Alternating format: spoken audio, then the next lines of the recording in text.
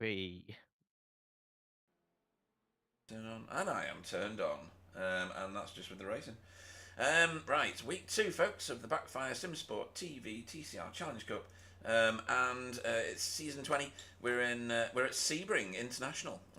I have a particular like to this track, but it doesn't always like me, Jay. I'm Pete Bingham. Jay Corley is in the booth with me, ever famous. Still waiting for my signatures to come through so I can sell them on eBay.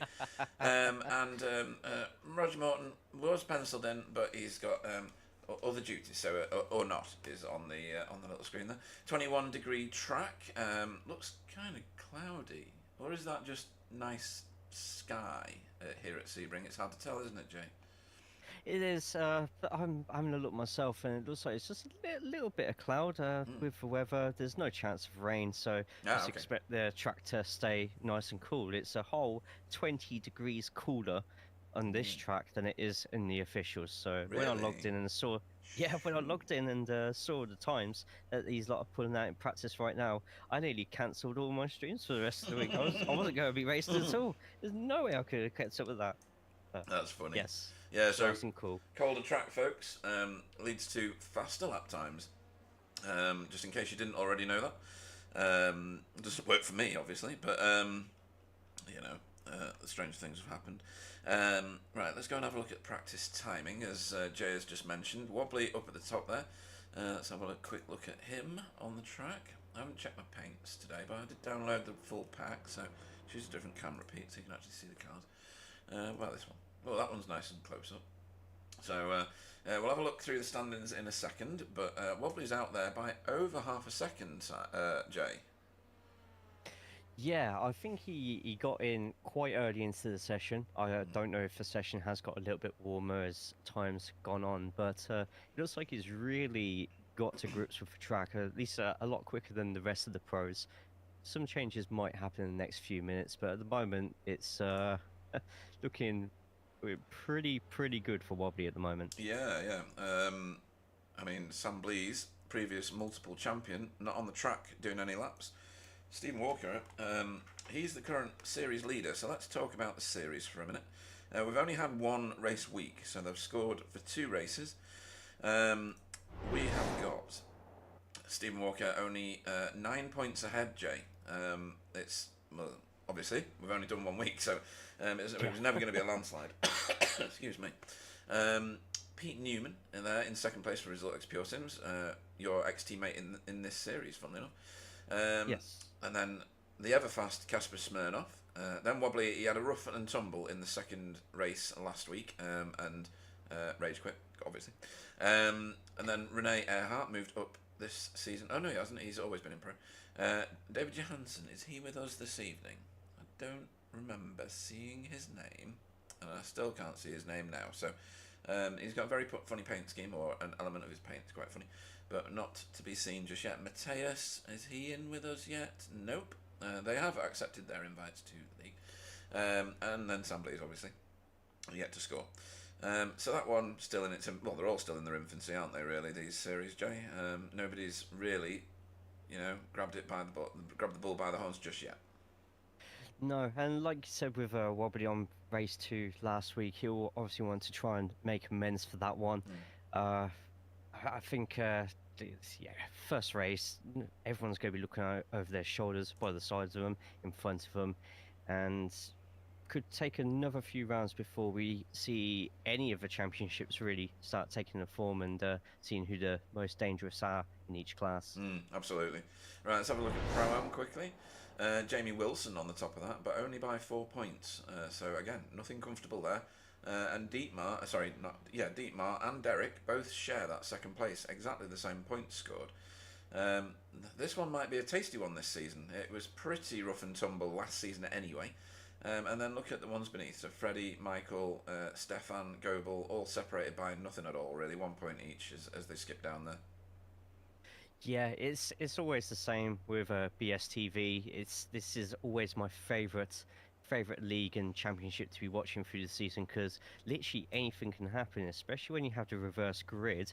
That could really shape people's attitudes towards not just the second race, but exactly where they want to finish tactically for the first as well. Yep, absolutely right. And then the AM class, a bit smaller this season, not by much though. Daniel Lewis currently on top of that. He did remarkably well last week. And David Ayres in second place there. That one's got a bigger gap in it, but Daniel Lewis, if you remember, benefited from a reverse grid and ended up on pole, which with the smaller field this season could happen again at any point, I guess. And that'll make for interesting feature races. Yeah, I think Daniel will be looking at trying to do exactly the same thing again. And now that we've seen Daniel do it once, you're going to have the likes of TS and David and maybe even Paul as well. Maybe thinking, keep it clean, try and aim for that 15th place because we saw like Daniel, I think, had a good, I think it was about 13, 14 car gap or something like that between him Yeah. second before that big crash on race 2. It was. So without that race, without that crash, Daniel would have had a much calmer race. He pulled through in the end and still got that win in the class, but there's one Am's done it already. Nothing to say that another could happen as soon as tonight. Yeah, absolutely. And we'll look forward to that. Team standings wise, Hydro Geodesic 1 point ahead. That's all it is. One. So again, close. Beginning of the season. Get it. Over Result X Pure Sims. Blade Designs in third place. Driver of the meeting. We each voted. Tonight will only be 2 votes unless Roger is actually watching. Jamie Wilson out on top with Daniel Lewis and Casper Smirnoff, all on 1 point, all leading the way. So Alan's Safe Driver Award here, currently in the hands of Derek Crowther, who had no incidents, not one. Absolutely incredible. It's ridiculous. Especially like race 2. You would have expected at least a couple of 1Xs throughout the field, but no, that's an absolutely incredible achievement. And yeah, if he does the same tonight, then I look forward to seeing if the award is in Derek's mind right now, if he takes any risks. If not, and he keeps it safe, then yeah, anything can happen. And but that's I'm absolutely flabbergasted that we have a 0 total incidents after Monza. I know, it's just beggars belief, doesn't it? 297 turns. He's done all the turns of everybody else. It's not like he's not done the full races. He's done all the laps. And his teammate, Daniel Lewis, is right there in second place with just 2. That shows how safe that team is. Although SRL leagues are pretty good, aren't they? Yes. Are they still running Fridays at the minute? I can't remember. They're in the process of setting something up in the near future. Okay. We'll be very excited to see what happens with Yeah, that, so. too right. Dan Mould, usually the conductor of that one. So keep an eye on their website. We support SRL. We support Alpha Touring Championship in America. No competition between us. We trade drivers here and there, and we keep each other going. So it's a nice community we've got going on with the TCRs at the moment. Back to this though, and Sandblaze has not managed to eat into any benefit here on Wobbly. Pete Newman is out on track trying to find an advantage though. Your previous teammate. Yeah, I'm surprised there's not been any more time taken out of Wobblies, but it is an absolutely fantastic time in the first place, so it could take some beating. With Sebring and the couple of long straights on there as well, you do have that slipstreaming opportunities, so you could end up like half a second out, but similar to Monza, you've always got that chance to get in the toe and just give yourself a chance to pounce on any mistake if you can keep close enough. Yeah, Sebring's great for getting a toe. These cars are not as toe-tastic as they used to be, are they? It doesn't affect you quite as far back, and the pull isn't quite as much, unless you tell me otherwise. It used to be a lot more dramatic. Yeah, it got nerfed a few years ago, actually.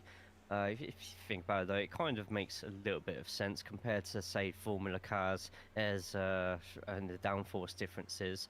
But it just makes being smooth and being clean in the touring cars, it makes it just ever so more important. And we've got a load of drivers here who are just so consistent that really you can't put a foot wrong, or else it could be the end of you challenging for the race.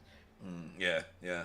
So we'll do a lap on Sebring with Pete Newman, third fastest at the moment, and this was his out lap. So you'd think he was going to absolutely put a number on the next one into Sunset here. There's not many name. Well, there are a few name turns, aren't there? So, right, round here we go. Stay on the inside as much as you can in the TCR. Third gear around Sunset, and then up through the gears. You want to switch over to the right hand side of the track to open up turn 1. And you've got a little kink in the wall just there, and that's your tip-in point. So he's come off the gas. He's going to drop to third, maybe, or would you stay in fourth, Jay? It's fourth. That's an obvious one. Very personal preference, I think. With the warmer temperatures, definitely third, but you could get away with fourth here. Right. Okay. Nice and grippy through the S's here. And then we're going to slingshot our way out of here. Don't get too much of that inside curve because it punches you out onto the right-hand side curve. And you do lose a bit of pace as the tyres hit that. And then we're heading down here. I can't remember what this is called now. Oh well. I'll do it later. Sunset Bend. Okay. And then into the chicane here at the bottom of it. Hairpin even, sorry. I'm confusing myself. And then fire yourself out of it. We go around these two sweeping corners heading towards Cunningham. And we're going to slam on the brakes at the 2.5, if we want to call it that, cones. Second gear, fire it out. Keep going through the gears here. Hold your car to the right hand side, left hand side, and then get yourself a good turn in for Tower Bend, which is this one. It's very tight. Second gear corner, right hand bend. Onto Flying Fortress Straight, which is this, and then into these big sweeps. He's going to be checking down at least one gear, if not two here. Yep, two. Hold on to that inside right corner. Hold into the inside left corner. Probably going to flash a gear down to second to get a good drive out of this one. Or is he going to hold third? Hold third. Nice. Don't run out too wide there. You'll pick up an incident point.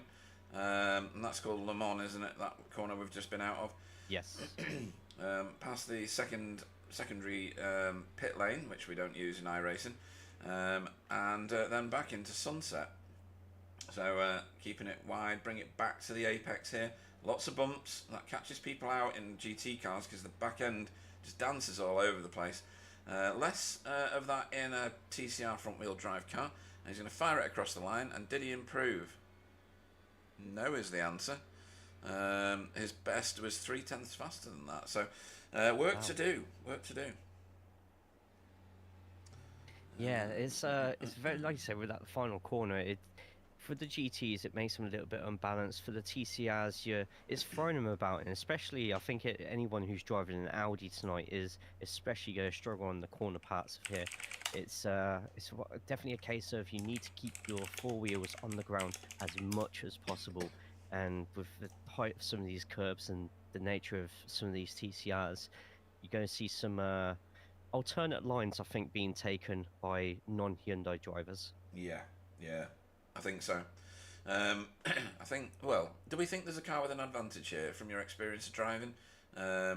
Is the Honda mighty here? It doesn't appear so. It seems the first three cars are all Hondas, but is that just because of the drivers? Stephen Walker's in a Honda, of course, and he's fourth fastest at the moment. How far off the lead is he?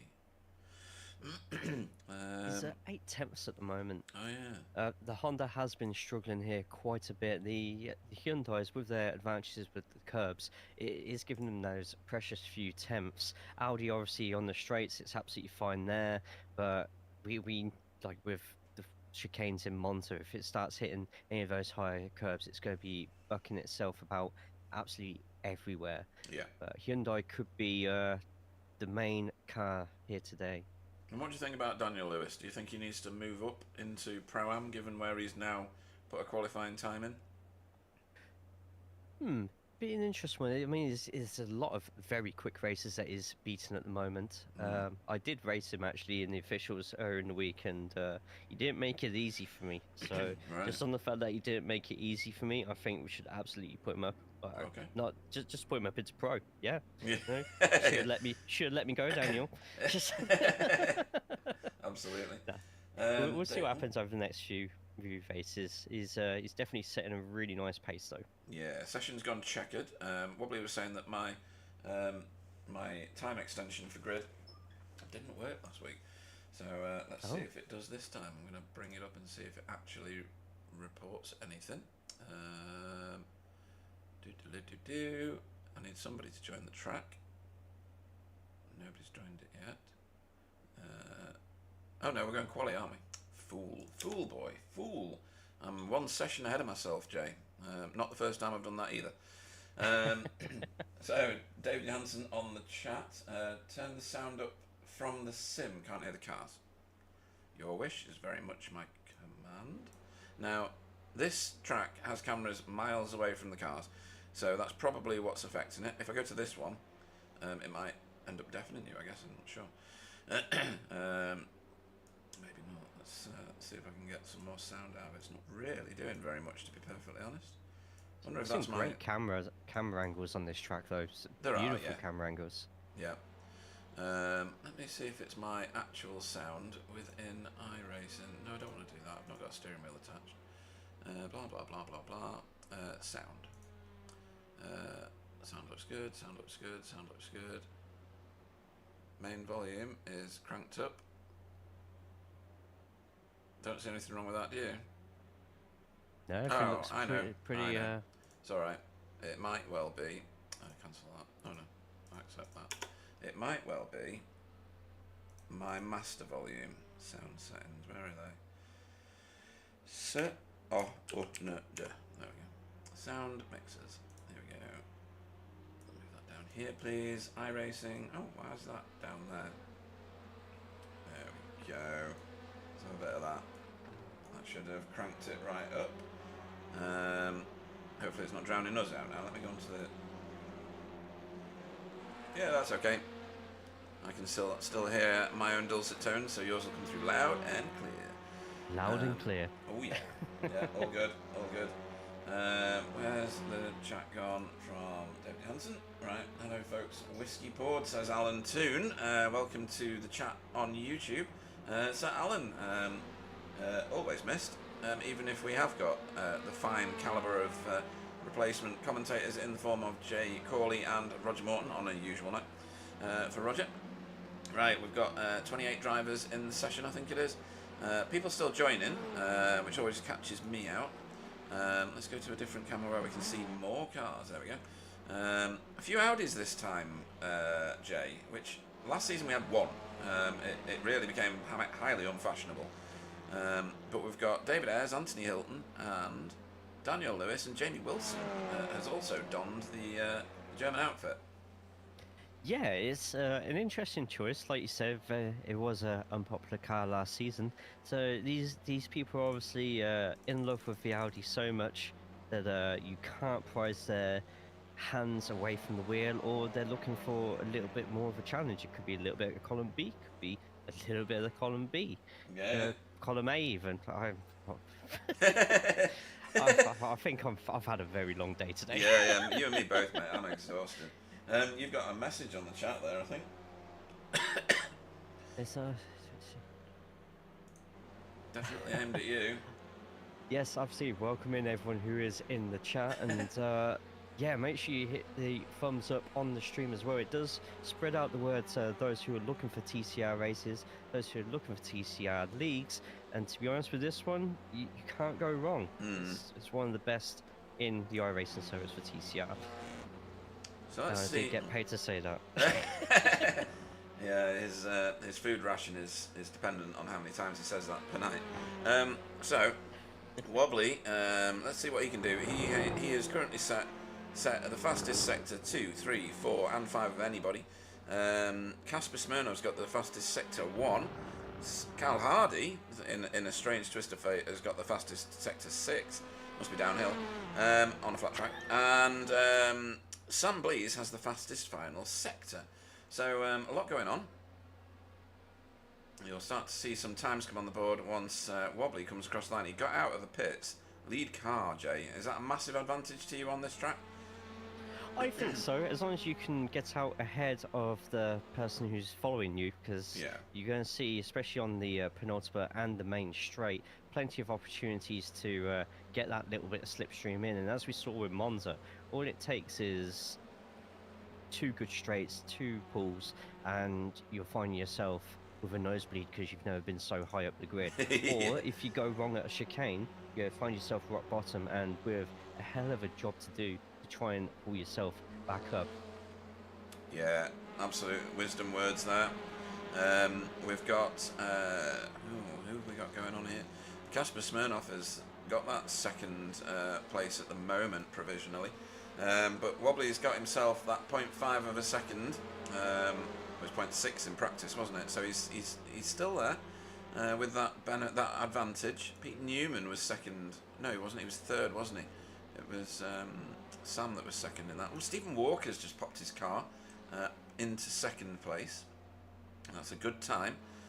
Keeping Wobbly a little bit honest by reducing that down to 0.4 of a second, we'll call it. Yes. He's a stealthy customer, Stephen Walker, isn't he? Ignore all that look that he, admonishes in his interviews. It is very much skill. He's very careful about how he approaches races.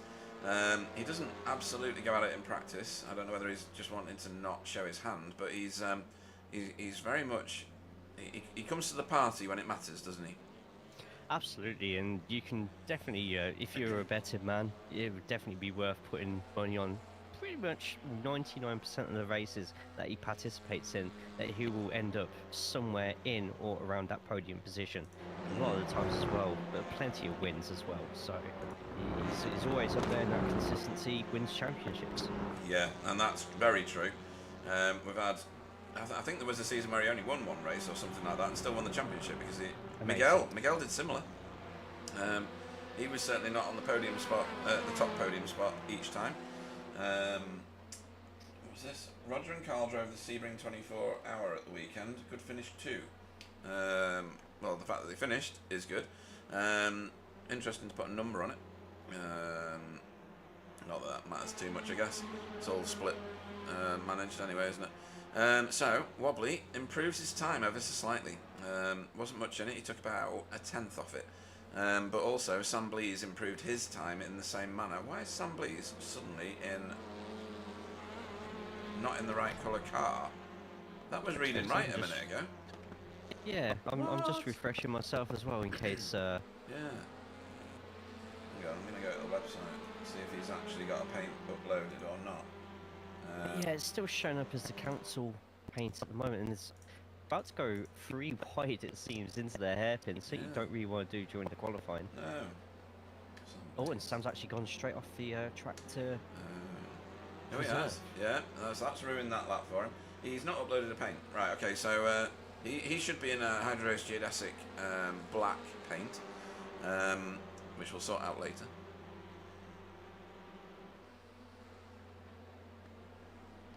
I haven't got the opportunity to do it right now because it'll just mess with everything. This is the first race for Sam. He wasn't able to make last week, for this season I mean, but he's already got massive calibre in this series. Cutting Corny fans, here's Renee Earhart for your viewing pleasure. Currently doing really well, top 10, in 9th place.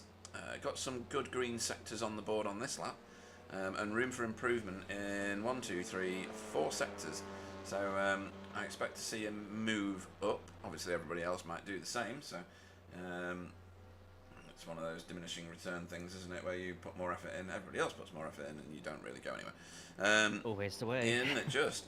Right, what's going on down here in the AM class? Can I do this? Oh yes, look at that. So there you are. Daniel Lewis about a second faster than the rest of the AM field. I think we're going to have to move him, aren't we? That would make a lot more sense, given his rapid car. What's going on? It's a bit closer in Pro-Am. But even then, Daniel Lewis would end up... Where would he end up? He would end up behind Carl Hardy. He'd be in 4th in Pro-Am. Wow. That's a lot of pace. Well, 5th now, because Stefan Goebel just popped in a lovely time in his Hyundai Veloster. Very nice. More of that, please, Stefan. Yeah, we have the leader of the Pro-Ams, Tom, just jumping into the pits at the moment as well, maybe to get a new set of tyres. Yeah. Sebring can be a bit of a tyre shredder, and with it being such a long track as well, you obviously want as fresh rubber as possible as the as the session starts to draw to a close. Yeah, let's find out where Sam Blease is at the moment. He's got a toe, and the toe he's got is wobbly. No, it's not. It's Stephen. Right, let's see what this does to any times at the top of the screen. Nothing at the moment. They all did worse than their previous. Yeah, well, actually, Wobbly kind of matched his previous. Only Stephen improved. So, 217.63 was Stephen's one then. Let's go back to overall standings here. With 5 minutes left of this qualifying session. This is really important. The points on offer are excellent. Wobbly can stop flashing his lights. We know that that's illegal in all BSTV races. Tom Woodcock never came back out. So he's not gone for his spare car or new tyres or anything like that. Maybe he thinks he's done enough. Yeah, and to be honest, 4th overall as well at the same time. I'd probably be doing something very similar. Yeah. Maybe he's just got a quicker loo break or something beforehand just to get himself extra ready. But he's the car that separates Geodesic from everybody else at the moment. It's very strong front three, so it's going to be a case of how nice they play with each other. And if they decide to work with each other, then it's going to be absolutely painstakingly difficult for the likes of Casper, Pete, and all the rest of the pros as well to try and break that deadlock that they're going to be creating. Yeah. Right, I think we should move Daniel up to Pro-Am, yeah? Do you think? Or is he going to drop down the standings here now? There's a few putting in. Could be a possibility. Yeah, maybe he just did a very good one we'll lap. see how he does today, but he's definitely yeah, let's do that. Definitely putting forward a case to being in with the quicker drivers. He definitely deserves it. Yeah. He's putting in a lot of practice and is definitely showing right now. Yeah. And then look at Stefan's time. That's really good. That's very healthy.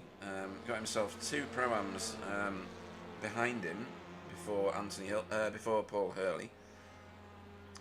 So that's a good starting position from Stefan. Right, and Wobbly and Co have just come over the line again. Nobody improved on that lap, and I think 2 of them had incidents. Looks like it, yeah. Stephen Walker keeping clean at the moment.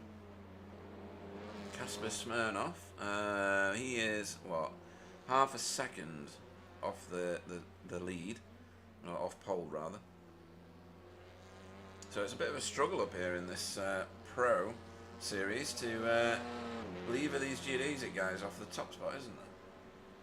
Yeah, I'm hoping it's not going to be a case of where some of these pros are going to be hoping for mistakes to happen. They'll need to try and get up into their faces, try and force the errors, because it's a tight-knit group at the top, and it's going to be a tough one to crack. So I'm interested to see what happens, not just at the end of the first race, but also with the reverse grid to see what happens on the second one. Yeah. It could be a very interesting dynamic about to slowly grow right in front of our eyes. Yeah, and we haven't seen much of Workguard. Chris Dixon's not uploaded a paint either. Fiona has, and Andy Littler hasn't. So these are all Workguard cars. Chris Dixon the fastest of the 3 of them for now. Nearly a second faster than Fiona and another second faster than Andy Littler. And Dale Bennison not done a lot. Oh, he's done laps, but he's been in the pits for quite a while. Hopefully he's okay and he's going to join us. Maybe he just wants to start at the back. That's often the case, isn't it? Certain drivers. Yeah, so some will maybe whether it's a case of just not a lot of practice this week, but want to get into some racing and once again, like with those crazy people choosing Audis, no offense, Audi drivers, Yeah. maybe they just wants a little bit of a challenge. But yeah, I think it's probably more the first reason, and they'll look to pick up some freebies and get used to the track in race 1 before putting their foot down in race 2. So heat races, these folks in the iRacing world, heat races finish at the time, so they won't get a chance to finish any new laps. So that's why you can see them all parking up. There's nothing gone wrong. No improvements at the very. Oh, actually, yeah. Wobbly did improve. He's improved to a 2:13.092. Not his practice time. I think Sam has got a bit of an improvement as well. He's a couple of hundredths behind Stephen now, so they've definitely got the pace at the moment. Yeah, definitely. And Tom keeping that 4th place, which is an incredible qualifying achievement just there. Yeah. Right, let's see if we can. Right, someone's joined. So can I see my reset? Yes. So there we go. Thankfully that worked this time. Let's find a camera. There we go. Let's do this one. Nope, let's do this one. There we go. Stop flashing your lights, Michael Hall. Let's go and have a look at Dale instead. Oh, it doesn't move the camera far enough. Okay, I'm going to drown him out then. Yeah, there we go. Right. What? By his own name as yeah, well. That's brilliant. Oh, absolute justice. Well spotted, Jay Corley. Wobbly will lead us away this evening. I'm going to do names only because I'm not feeling well. Stephen Walker will go off 2nd. Sam Blease will go off 3rd. The camera's moved for no reason whatsoever. Tom Woodcock will go off 4th. That's a very good qualifying from Tom Woodcock. Casper Smirnoff off 5th, Pete Newman 6th, Michael Hull 7th. 8 will be Deep Marhoos, the first of the cutting corny cars, is that? Where did Renee go? 9, Stefan Goebel, Freddie Van Eekhoven in 10th, Rene Earhart in 11th, Carl Hardy in 12th, 13th will be Daniel Lewis, Jura Larkinen in 14th, 15th we'll see PVG, Pete Van Gool, Dec Crowther off 16th, 17th will be Tony Walker, Jamie Wilson off 18th, 19th will be Demis Digchalar, Anthony Hilton will go off 20th, Silas will go off 21st with JB DJ off 22nd, 23rd will be Paul Hurley with David Ayres off 24th, 25th will be Chris Dixon with Fiona off 26th, 27th will be Andy Littler, and Dale Bennison will start the race 28th. Let's go to the front of the field. We shall get rid of that. And wait for the start marshal to turn the lights on. It should be any second now, in theory. Right now it will be. Sam Blease, always the last to join. We are fully gridded. I'm going to use the furthest away camera possible, because that's just ridiculous, but it's funny. All concentration on the lights when they go out. We are racing here for our sprint race. 20 minutes, no pit stop required unless you need to repair your car. Oh, and this could be an absolute grandstand start. All 3 of the Geo cars getting a fantastic start. An ultra wide line there. Yeah, it's Stephen Walker that's on the super wide. But everybody appears to have got through turn 1. Mr. Woodcock about to take a scalp here as well. Yeah, look at him, staring down the inside there of Stephen Walker. Oh, he's doing this nice. Honda versus Honda, this is. And a great exit as well. Stephen obviously going to have the advantage on the inside just there. Got both the Pure Sims cars as well. Could be a bit of bump drafting here just to push Pete ahead. Yeah, maybe. That would have been good if they could have done that. So, Pete did get ahead of Casper. That move was done. So look a bit further back. Everybody's through. Very good. Yeah, very clean first lap. Yeah. That's, all the Hondas. Hard to achieve here. Yeah, all the Hondas apart from Daniel Lewis, who's clearly like super rapid in that Honda. They're all back here in 18th, 19th, and 22nd. Don't know whether that says more about the car than the driver. Let's have a look at what's happening right at the front. Wobbly has Sam Blease in tow. Got himself a little bit of gap here now. Yeah, it looks like Wobbly could be trying to make amends for that race 2 exit at Monza, and if he can try and somehow, probably won't happen over the next 2 long straights, as Sam will pull some of it back, Yeah. but from sectors 1 all the way to 3, Wobbly will have to pull off some amazing moves, get some style points in, and try and get himself a good second gap over Sam. Yeah, so... Sunset Bend, we could perhaps see 1 or 2 casualties here, depending on how confident people are going too wide here and on the cold tyres at the same time. Yeah, cold tyres are an issue. Freddie's gone super wide. He's going to get a cutback of monumental proportions, which means he can get on the gas a bit earlier than the 2 cutting corny cars in front of him, unless he does that, Jay. Oh, I felt that. Yeah, my soul felt that. So that's Freddie. Yeah, that's going to scratch the paintwork a little, isn't it?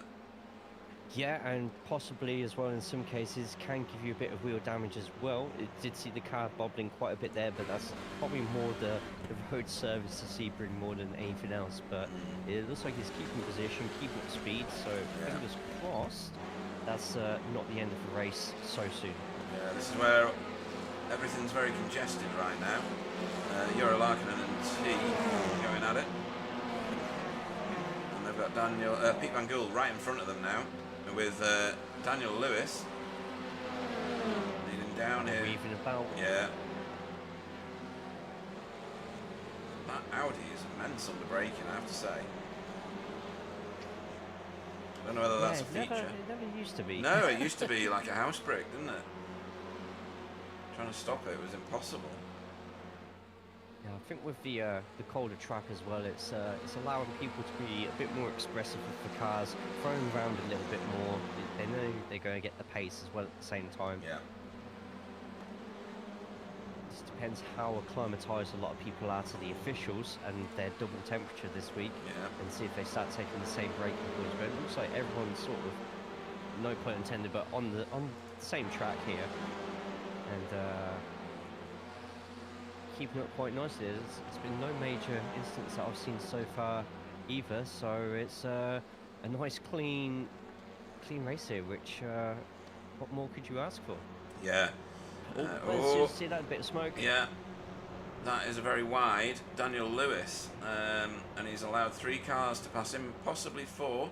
Depends how fast Jamie can actually be. Yeah, Jamie down the inside here.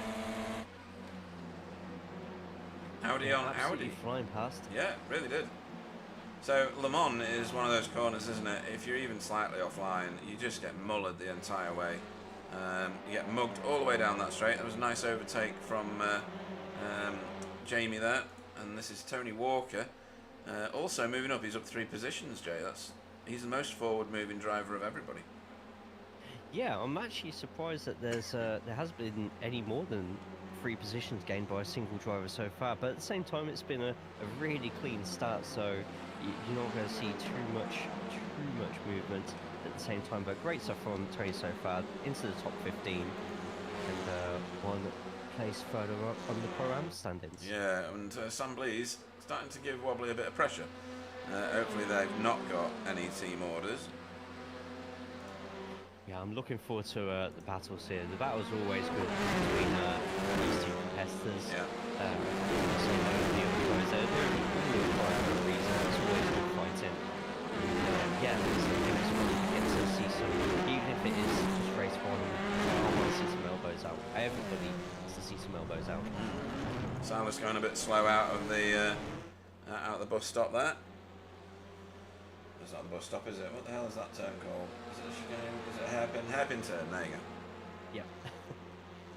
Yeah, it's a strange one for Sebring. A lot of the corners don't actually count, or they all count as one big corner, even if it does involve a left, right, left, right. Yeah, they call especially it just before Le Mans. Yeah, it's very American feature. The fact that they've got names is a miracle. Usually it's 1, 2, 3, and 3A, 3B, 3C, 3D.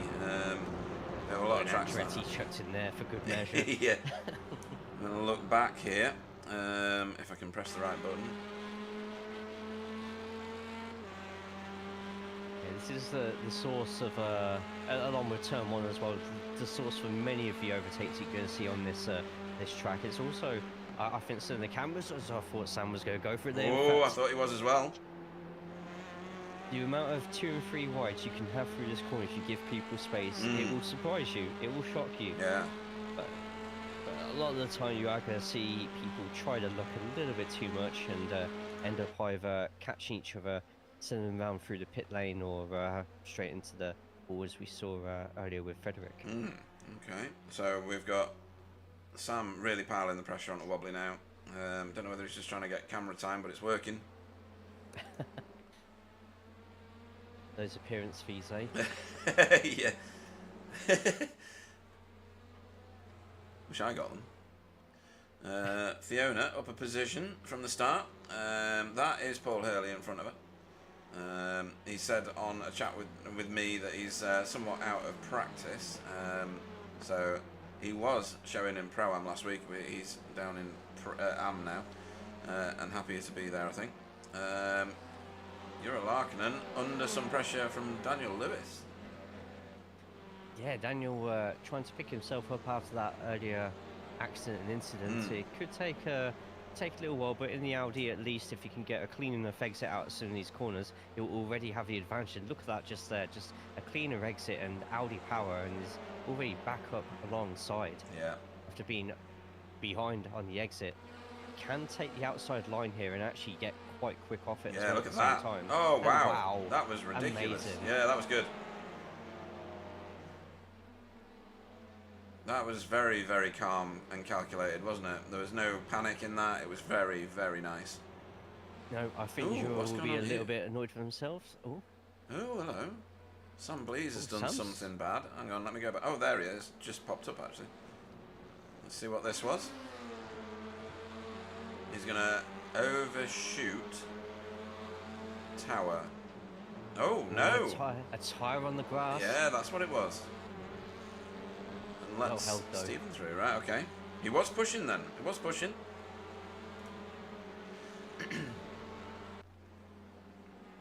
Yeah, he'll be very annoyed with himself on that one. But if he can hook himself onto the sorry. That's fine. I saw exactly the same thing there. This is the absolute beauty of Sebring on offer just there for battling. Sam is still less than a second behind Stephen, so hopefully he can catch up just there. If Mr. Walker decides to let him have the position back, we'll see. Or if Sam will have to fight for it. But yeah, Sunset Bend, what a corner. One of my favourite corners in the whole of iRacing. Not just for hot lapping, but just real sort of like on the edge of your seat racing as well at the same time. You can make friendships as well as break them on that corner. Oh, absolutely. Who was I looking at a minute ago? Chris Dixon giving David Ayres a bit of a fight. I was looking at Dietmar. So Dietmar fully lost the car at Sunset, had to give up a position. What's that going to do to his rear tyres? Because he was well out of shape, wasn't he? To be honest, with the rear tyres, this being a front-wheel drive car, you can do a lot of stuff to the rear tyres in terms of skidding. It actually won't affect your pace too much. Your main aim's going to be feathering and just taking care of your front wheels. If you think about it, your front wheels, they're multitasking.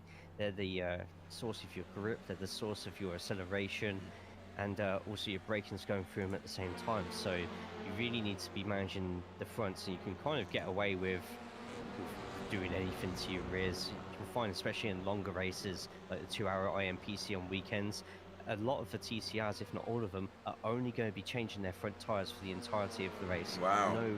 No rear tyre stops needed. Wow, okay, that's massively impressive. At the minute, Tom Woodcock here for Blade Design's Just an Average Sim Racer is leading the charge. He's the best of the rest, with Hydro Race Geodesic populating the first 3 positions. Wobbly's got himself a nice tidy gap. Yeah, and he couldn't be asking for more right now. I see very unfortunate with Sam with his mistake just there, but even if Wobbly's sending his commiserations, you know there's going to be a little sly smile on the end of that one now. He's going to be looking at making up for that race 2 exit, and he'll need to be banking in as many points as possible. Some great battling just there as well. Yeah, that was Dietmar and Freddie van Eekhoven. Dietmar on a bit of a recovery now, after taking a bit of a detour. trying to get down the inside there. He's not going to do it from that distance back. He's going to have to straighten that car up and get back on the gas quickly. Freddie Van Eekhoven in the Racing Forces, Hydro Race Racing Forces livery. Tony Walker down the inside of PVG, takes himself his 4th overtake. Tony Walker gets on well with this track then. Yeah, it's you need to take every chance that you can get, as I think PVG might consider trying to fight back for that position. They've got to be careful if they do start to. There's no team orders there going on. They've got to be very careful not to make any mistakes here. You've got Jamie and Daniel Lewis as well waiting in the shadows, and if they both end up taking each other out or slowing each other down too much, that could completely throw them out of the top 15, which neither of them will want at all. Not at all, not even slightly. So we're going to go chopper cam on these 2 teammates. Doesn't look like the teammates, does it, folks? As Tony Walker defends that position from his teammate and puts PVG right in the clutches of Jamie, which is a bit of an issue for where they are on track, Jay, because in a few corners' time they'll be on Ullman Straight, and that Audi is just going to munch up that tarmac. Well, it's concrete, isn't it? I can absolutely guarantee you that we need to keep the camera on here. Something is going to happen, whether it's an overtake or just a bit of a hairy moment.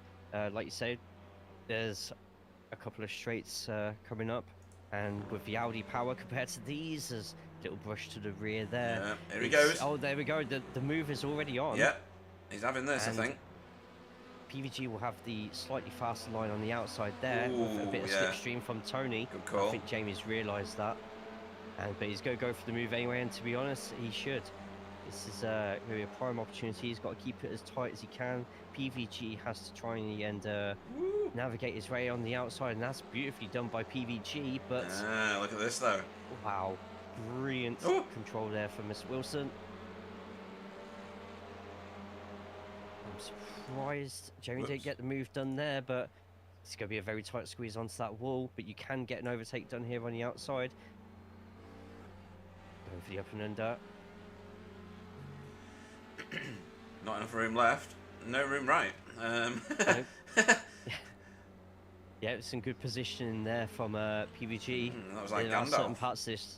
Yeah, there's certain parts of this track that you just have to position your car a couple of feet away from the outside, and you're pretty much just you're only inviting madmen to try and pass you in certain parts of this circuit. And so if you position the car right, you're giving people no option but to, I was going to say, but to wait along. But Jamie proved me wrong. That's a really nice overtake there, but within the TCRs, it's always going to be a 2-1 battle coming out of it. We'll have a look at that in a minute. Let's just see what happened with Jamie. Oh, it's still going on. Yeah. It's nearly a lap side by side, Jay. Oh, it's amazing racing, isn't it? It's exactly what we all He's done it. pay to see as well. It's brilliant overtake. Yeah, very a nice. lot of patience, a lot of sportsmanship, and giving each other the room as well.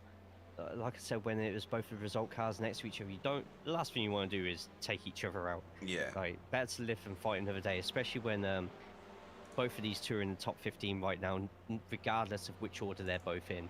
So they'll have that in the back of their minds as well. Too right. Right, let's have a look at what happened here. So these 4 went into hairpin together, but they didn't come out together. Well, not in the same order anyway. Oh, there's a touch. So he's waited over fashion. I'm pretty sure he could have steered that onto the track, and he's who is that? Oh, that's Ura. Right, okay. Yeah, sure. He's got going again, I think. completely there. Is he? It's a bit slow getting going, wasn't he? Yeah, that's a bit of a strange one, that, unless no, I can't think there'd be any slowdowns, but he definitely overcooked that passing attempt just there. Probably wasn't even on the cards in the first place, and he's paid for it at the end of the day, and that's put Mr. Lewis a couple of positions out at the same time. Yeah. So this happened while we were watching that replay. This is a change for second place. Sam Blees on Stephen Walker. Only plays into Wobbly's benefit because it gives him more time ahead. He's 2.5 seconds ahead now. And also gives him a bit of a buffer on Stephen in the championship, potentially, depending on how the second of tonight's races pans out. Yeah, Stephen not making that easy for Sam. He was right on the tail. Yeah. on the exit of that corner at the same time. This will not be the last time I think we're going to see these two fights in the head. It's with 3 minutes left on the clock. It's going to be a very close finish, I think, for whoever wants that second step on the podium more. Yep, they are going to fight right to the end by the look of this. We have how? Hang on, let's go live, shall we? That'll help a lot. Look at that, everybody's in the first half of the lap, and you can see how the classes have split. Tom Woodcock is doing a fantastic job here, staying ahead of the rest of the crew. Best of the rest up to this point in Pro-Am. Pro-Am denoted, folks, by the green banners. Not that you can see any. There we go. Green banners in the windscreen, green number boards on the side, other green bits on the car. A pro car like Casper, the car chasing him down and has been all race, is got blue number boards, banners, and other little bits and pieces. If you were a previous champion of the series, you would have blue as well, usually, if you're in pro, but you'll have yellow numbers, so both of these cars do, both multiple previous champions of this series. And then if you were in the developing group of the AM class, you would have orange number boards and banners. Yep, nice and simple. It works. Ooh. Everyone's that's Stefan, I think. God, I got very close there. Yeah, Stefan is doing brilliantly here. He's just put Pete Newman behind him. I don't know what ails Pete. Oh no, Stefan's. Oh, we've just finished. Oh no, we haven't finished the race. No, I think we might be. No, okay. Oh no. I mean, it could possibly be a slowdown. Just before Le Mans, there's if you cut too much of those corners, it will try and chop down your time a bit. And obviously, really? So close to the straights, you don't. It's the worst place to be taking slowdowns. Yeah, too right. Jamie Wilson and PVG still thrashing it out a bit further back. Well, they were. Jamie's come out on top at the moment. Oh, Jason went off track. Alright, we'll have a quick look at this. A little bit of gravel there in the background. Did you? Right, I missed that. Oh, right, side by side still. 16 laps they were doing this, folks. Shouldn't point out that there was only like 9 laps in the race. Oh, right, so he's bailed. And then he'll get a slow down for that, I'm sure. Right, so back to live. Less drama than I thought, that one. Yeah, I saw the massive cloud of smoke there. I did presume the worst, but yeah, just a rough battle in there. Good hard racing. Unfortunate that one of them had to go off the track for it, but by the looks of it, it hasn't really affected their top 15 status. Closest to him would be Anthony Hilton. Is over 3 seconds behind, so don't think PVG and Jamie Wilson will be worrying too much about what's happening. No. Behind them. Well, PVG's not moved all race. Started 15th. Might finish 15th if he doesn't move forward, and they're going to cross the line and finish shortly, are they? Yeah, they're not going to get another lap. I think this is the white flag we're on now. So unless Stephen Walker's got something else in the tank and he can hoover up that amount of time, Tom Woodcock under quite a lot of pressure. But Wobbly, I think, is going to take the checkered flag. Yeah, 20 minutes is up, so... And over the line for victory. Nice controlled race just there. There we go, yeah. Nice. That does mean one bad thing, Jay. That we may have to interview him. Oh, look at that. You know what? I'm more than happy to exit out of the room, yeah. put my fingers inside my ears, and pretend that you can say whatever you want. Like no witnesses in the booth. Oh, that's close. Deck Crowther, 0.22 of a second. Ooh. Wow. With his teammate Daniel Lewis. So Daniel's ended up in 19th, not a billion miles away from the rest of his class, I guess. I think he heard what we were saying. Maybe, yeah. Just thought, be a bit risky with the moves, so I either prove it, or if I lose a couple of positions, they won't move me just yet. Yeah. Andy Littler over the line. Penultimate car over the line. Well done to you. And Dale Bennison. He's a privateer, so he's actually using the right paint. It's the council colours of BSTV over the line in 28th tonight. Hopefully he enjoyed his time on track. Still finished on the same half of the lap, which is a feat, isn't it? When you've got people as fast as Wobbly and Sam and Stephen. Yeah, that's the whole grid as well. Hmm. So more cars than you'd see in an official, all of them finishing within the same half of a lap or thereabouts. It's surprisingly tight, a lot Hmm. tighter. Usually you'd have a couple of people out or maybe one or two getting that, but no, great racing from all. Everyone survived. Don't think you can ask for more really on that one. No, I'm just going to change Wobbly's team because it's annoying me that he's down as the white when he's not. Hydro Race, no, he's not in that one. Hydro Race, what the hell is it? Hydro Race, there it is. Right, okay. So that should correct that now. Excuse me. There we go. So Wobbly wins at Sebring in the sprint race. Will his luck and fortune hold out for the feature race, which is to follow shortly? For Hydro Race Geodetic Racing, his teammates, plural, Sam Blees finished second on the podium and Stephen Walker finished third. A full lockout, Jay, for Hydro Race Geodetic. The other pro teams need to come to the party now, don't they? Oh, absolutely. We had this discussion just before the race officially started. With those three being at the front, it's going to be a tough nut to crack, and this could be a very interesting feature. It's going to really show us like if Hydro went to not Hydro, sorry. Yeah, you're right.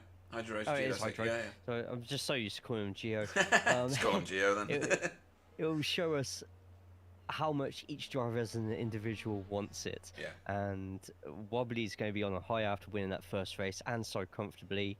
And he'll want to hope that Stephen and Sam will continue their battle so he can possibly take advantage. Yeah, yeah. And Tom Woodcock, top of the Pro-Ams tonight and fourth on track for just an average sim racer. Blade Design's just an average sim racer. I'll change that as well. Casper Smirnoff, fifth tonight for Sim Racing School. Michael Hall, second in class for Pro-Am. Sixth on track for Result X Pure Sims, and his teammate Pete Newman finished behind him in seventh. Eighth was René Earhart for Cutting Corny TCR team. Stefan Goebel finished ninth and third in class for VTS Esports with Carl Hardy in 10th. Freddie Van Eekhoven 11th, that's good, I like that. Dietmar Hoos finished in 12th place. 13th was Tony Walker after picking up lots and lots of positions, very nice. Jamie Wilson will start on the front row in the next race. 14th was his finish, and Pete Van Gool, PVG, finished in the oft sought 15th place to reverse grid. So he will be your pole man in the second race for Result Clothing Racing team. Should have done the team. Jamie Wilson, Team Chimera. I'll come back to those. Anthony Hilton, 16th for Mellow Motorsport. Demis Titular, 17th for Hydro Race Racing Forces. Deck Crowther for Blade Designs SRL finished in 18th place. 19th place was Daniel Lewis, top of our AM class drivers and teammates Deck Crowther in the Blade Designs SRL crew. Jura Larkinen, 20th tonight for Hydro Race Racing Forces JB DeJ, 21st for BSTV. David Ayres, second in class for AM and 22nd on track for Safeguard by Result. Chris Dixon, 23rd on track, but third in class, well done for Work Guard by Result.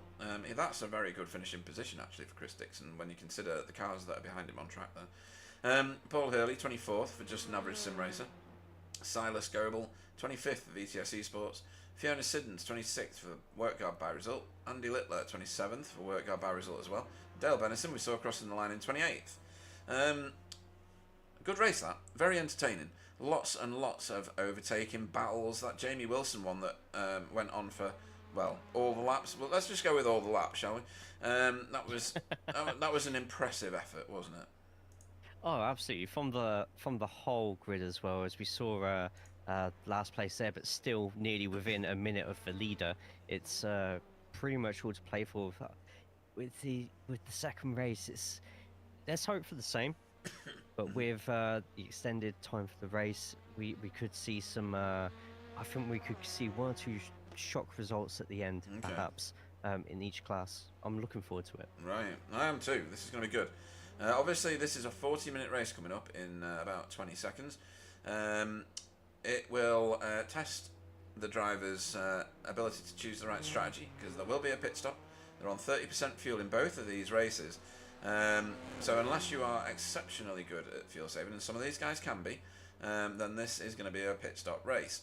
As you said, Jay, is there a benefit to taking fronts in a race as, well, effectively as short as this? They don't normally, do they? No, I think this will still be the case, to be honest. When changing your fronts, I think it's about a 30-second pit stop. So with the amount of fuel that you're going to be putting in, you're not going to be in the pits for any more than 30 seconds in those stalls. So you're pretty much going to be eating into your time, and the amount of time that you gain with new tires.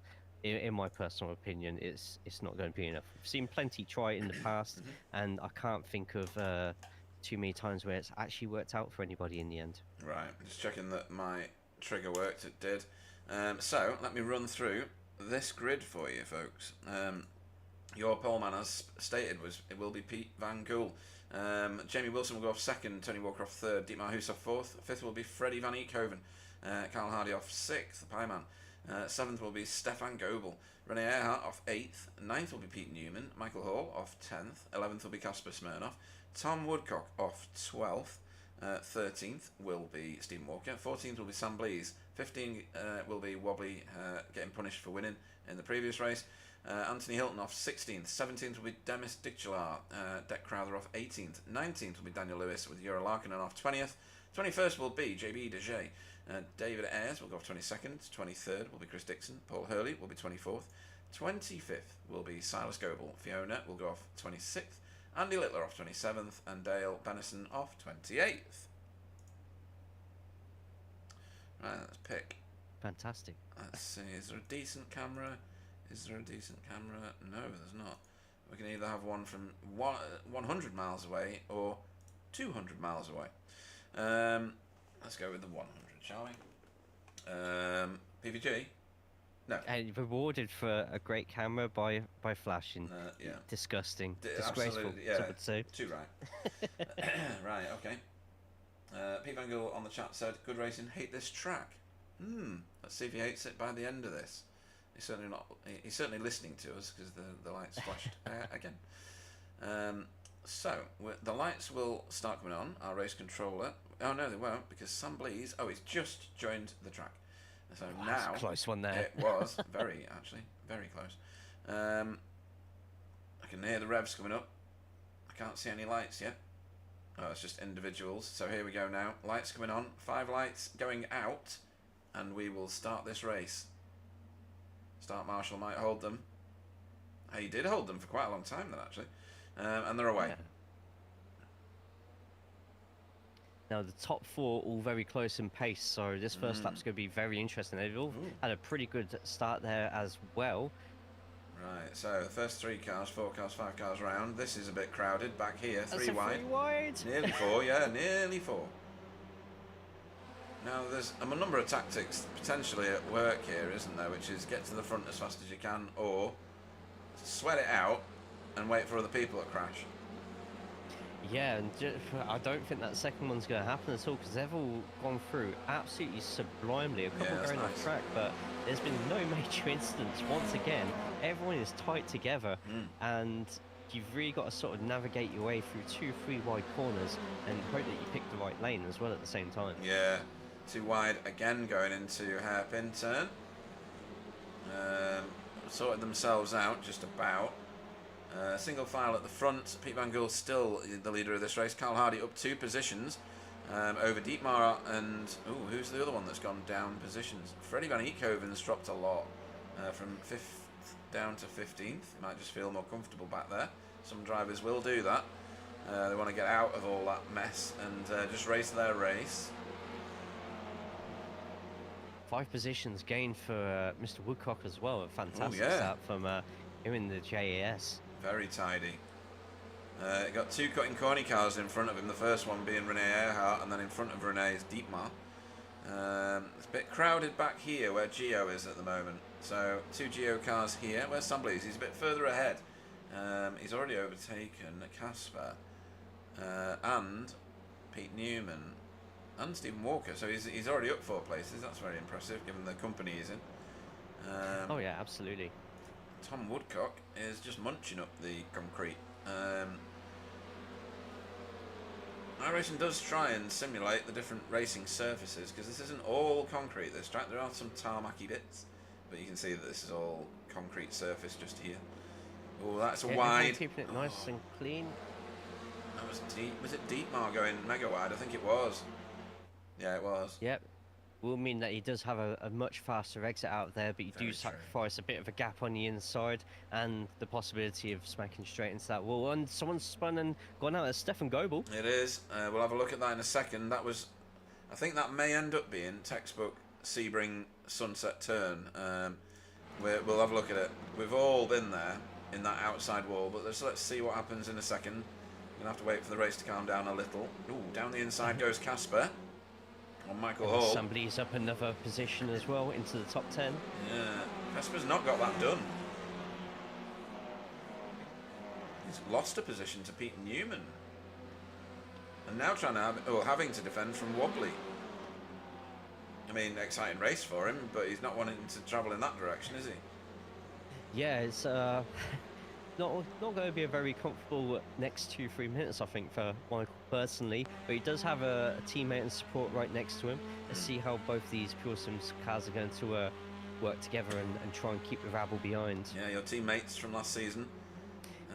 Yep. Oh! And Pete going far too long on that one there. Do you reckon that's the pressure of having someone as fast as Wobbly in your tow? Potentially, and could be still very early in the race as... Oh, he came across the front of Casper then, did Michael Hall. You may see that different, but I think that was what happened. Let's have a look at a few of these, if everybody can calm down for just a minute. I daren't replay anything because there's too much going on the track as Michael Hall leads this little trio of Anthony Hilton, and Pete Newman around the corners as they go into Le Mans. Right, let's have a look at what happened to poor old Silas. He got a bump and a spin. Cold tyres, do you think? Great line through there, just a bit too early on that throttle, and that'll do it. If that first hit wasn't going to do you in, that second one there absolutely was. Just a little bit too soon on the throttle, too early in the race, and I'm surprised that's the first time we've seen that, to be honest. Yeah. Sanders is back on track, folks, so he's circulating. He was only in there for his tow time. That's wide from Michael Hall. That's why he lost positions, or lost time rather. Tom Woodcock off track.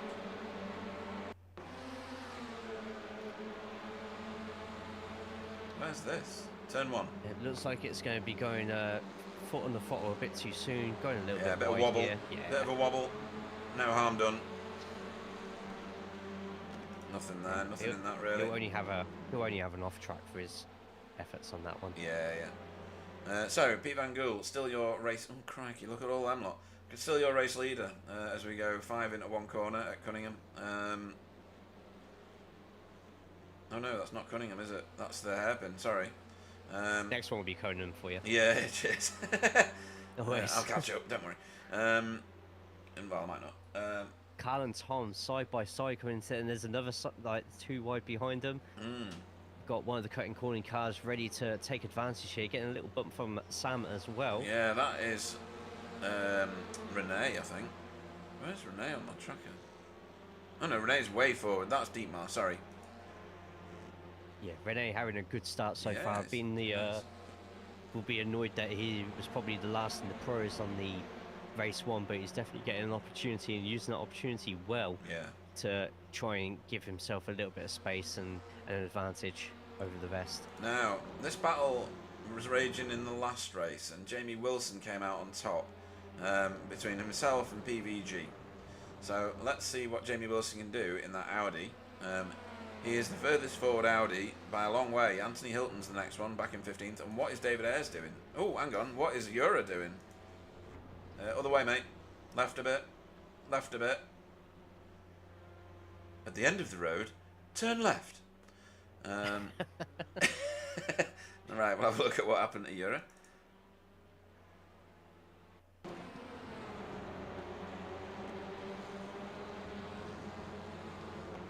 Oh, right, okay. Got on 50-50? I don't really know. That was David coming across the front of him as much as you're not turning in at the same time as David. So It's a very difficult part of the track to facilitate a move, and one I personally wouldn't make one on, only because you can go so far open, so far wide, so you can open that corner. The gap was left, but I don't think it was a wise decision to go for it. But at the same time, 2 different lines, same corner. Yeah, let's just jump on board with this car and see what you take from what we can hear.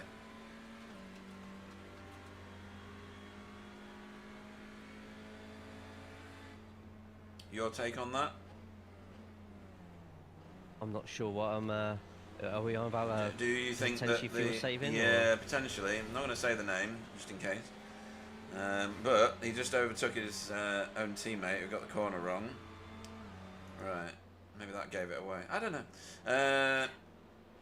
Michael Hall, right, and behind Stephen Walker here, but with Freddie Van Eekhoven for company. Freddie, I'm more used to seeing in rear-wheel drive cars, but he's showing that he's more than capable in these cars where the wheels turn at the wrong end. I think he'd prefer to reverse around the track. I'm not sure. You race both types of car, don't you? You race all types of car. Is the transition mighty between rear-wheel drive and front-wheel drive? It can be at times. You'll get some circuits where you can use the same braking points. You can use the same lines, and that's definitely not a line you want to be taking. But luckily, because it's TCRs, and the main difference between front-wheel drive and rear-wheel drive is if you make a mistake, you can literally put your foot, just absolutely razz it out of there, and you're absolutely fine. Front-wheel drive does require a little bit of a different technique, and someone else. Oh my God, that was rough. That was Dietmar. That'll more than teacup, I think. Let's have a look. This is on his own. I wonder if he. Grass. Could have been a. Over rotation. Yeah, over rotation. And a bounce. Bosh. Oh, engine. Damn. Right, so he couldn't even limp to the pits. That is a fully mullered car. Right, that's going to be an expensive build, that one. Isn't it just?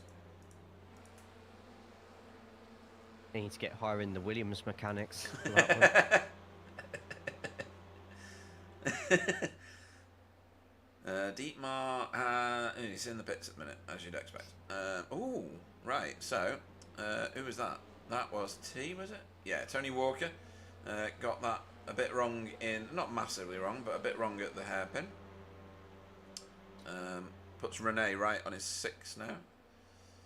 And PVG might be cursing a little bit of that, because Jamie is still keeping up with PVG just out of... I think PVG's just lost a bit of time as well. In fact... What happened there? There's no event.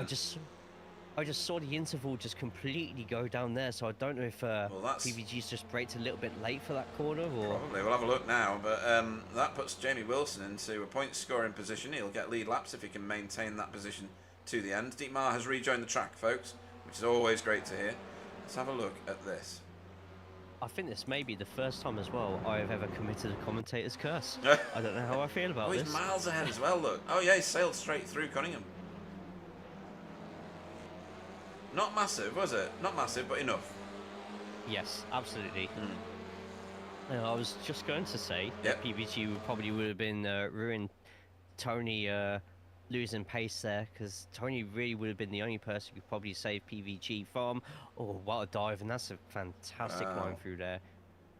And to be honest, Tony might be able to get a bit of momentum going here. Yeah, although that Audi might... Oh, he's going to run into the wall. I need to go on a different camera. I need to go on a camera that I can't find. It's going to be 3 wide behind you. 3 wide behind as well. Yeah. Oh, yeah. And Jamie on the outside, I think he's going to take this, because it can get quite quick on the outside. Yeah. And I'm surprised Sam Blees has backed out of that one, to be honest. He seemed to have a really good inside line, but maybe it's a case of let everybody in front race hard and just pick people out individually. So Sam Blees, the most forward-moving driver of everybody at the moment, as Jamie Wilson gets that lead back again. Obviously, just saw it. Will he be able to lead over the line and just get himself 1 lead lap point? That's all he's after. And whilst they're battling behind him still, Samblees has done that now. Jay, he's just lifted Renee out of that position. Yep, nice and controlled. Exactly what we expect from Sam, to be honest. And yep, duly delivered. Next on his hit list is going to be Tony Walker. And hang on a second. It looks like Renee is having to go back. not going to let him relax too much. No, not at all. And actually, yeah, see if Renee wants that first place pro driver back. So, very interestingly, Stephen Walker's only up 2 places from the start, but he's done the fastest lap on the last lap. Oh, odd. Interesting. Yeah, that is. Yeah. Especially when we had going suspicions again. about. Sorry, yeah, we had suspicions about fuel saving potentially. That's not the case. Clearly, if he's doing fastest laps. PVG with an absolutely fantastic line through there, really opening up the corner, did enough to distract Jamie to defend, and even the difference between the Audi and the Honda, you still go get a little bit of a pull here. And I think we're going to see an absolutely same move as last time from PVG. Yeah, late on the brakes. Oh my god. Need my blood pressure pills. He's done it. Can Jamie get enough drive to get alongside and grab just 1 lead lap point? Is it too much to ask? Yep. And PVG this time, there we go. Buries his car on the right hand side as we have visitors to pit road. Geodesic. That's a very early cut, so... It is. Obviously, I've felt that there's too much traffic. Yeah. It's about to get 3 blocks of 2 wide here. I was going to say lap 6 was always the magic number. We're on lap 7, so it's absolutely on that magic number that we used to see a lot of. And then we had certain people like Simon Trendle who would hang it out for a long, long time. This is just messy now. Look at this. Sam Blees, broken with tradition of geodesic, even though his car is in the council colours, folks. He is a Hydro Race geodesic racing driver. It looks like he's going to have Tony Walker having to move on Sam as well. Nice. Oh, wow. And Sam actually losing the place here, and Tony Walker doing enough to distract Jamie Wilson, allowing PVG to get back into the lead with at least enough that Jamie can't hit. No. What happened there? Is that blue on blue? Yes. Oh no! Tears. No. Oh dear. It's like Prost and Senna all over again. Apart from without animosity, I bet they actually get along with each other quite well. What the hell happened here? It has to be. See, Tony behind. Tony getting into the back of his teammate. It is. Oh, I mean, he had massive pace, and maybe a little bit of excitement. I don't know. Pete Van Gool will be screaming at him, "Just go!" probably because it's his teammate. But okay, a few embarrassing blushes, and will Jamie Wilson actually get just one lead lap point? It's not asking too much, is it? Renee says, "Not on my life, not on your Nelly." I'm gonna. I think he's going to get it. He's going to get it. He's got the outside line. Oh. Is he going to get it? He's going to get it. There we go. Finally. Kind of deserves it after all of that, to be fair. Yeah, he's weathered a lot and had a good variety of people. Loads of cars in pit road. Yeah, loads of cars in pit road. Jamie Wilson grabs that one valuable point, but then, well, he's slugging it out with Renee for the lead of the race again. Sam Blees just can't get through. Oh no, that's a tag. That's a tag, and he's that's all over. Oh, it's like an octopus. Rejoin. I stole your line there, Jamie. Sorry. Mine now. And Carl Hardy, the pie man, gets through as well. So very close racing, bit too close maybe. Bit of a racing incident, really, though, isn't it? Although you would say that Renee kind of ploughed the corner a little, wouldn't you? It's always a danger with the curbs in the first sector of the track. If you ride one or even touch one or even look at one in a very dodgy way, it will do what it can to spit you out. And I think may have been a great example of that right in front of our eyes on the screens. Yeah. Michael Hall finds himself way down the listing, but only because of a pit stop. Let me put the pit stops on, and that'll make a lot more sense to everybody when they're thinking, why is he so far down there? Pit lap. There we go. So, Wobbly and Stephen are the two lead cars that have pitted. Then Michael Hall and Freddie Van Eekhoven duking it out here with Casper Smirnoff and Tom Woodcock. Not that far behind, he's just there. This is going to be a heated battle for a while, but not as hot as this. This is still going on. Yeah, and the more that Rene's able to get ahead of Sam, it just allows all the cars right behind to just creep up a little bit more. This is playing straight into Stephen and Wobbly's hands. Yeah. Sam needs to get this overtake done as soon as possible. Every corner that he's not in front of Rene at the moment is costing him, in some cases, it's a tenth. Yeah, corner. Rene was a bit out of control then. Sam getting down the inside here, might get the run.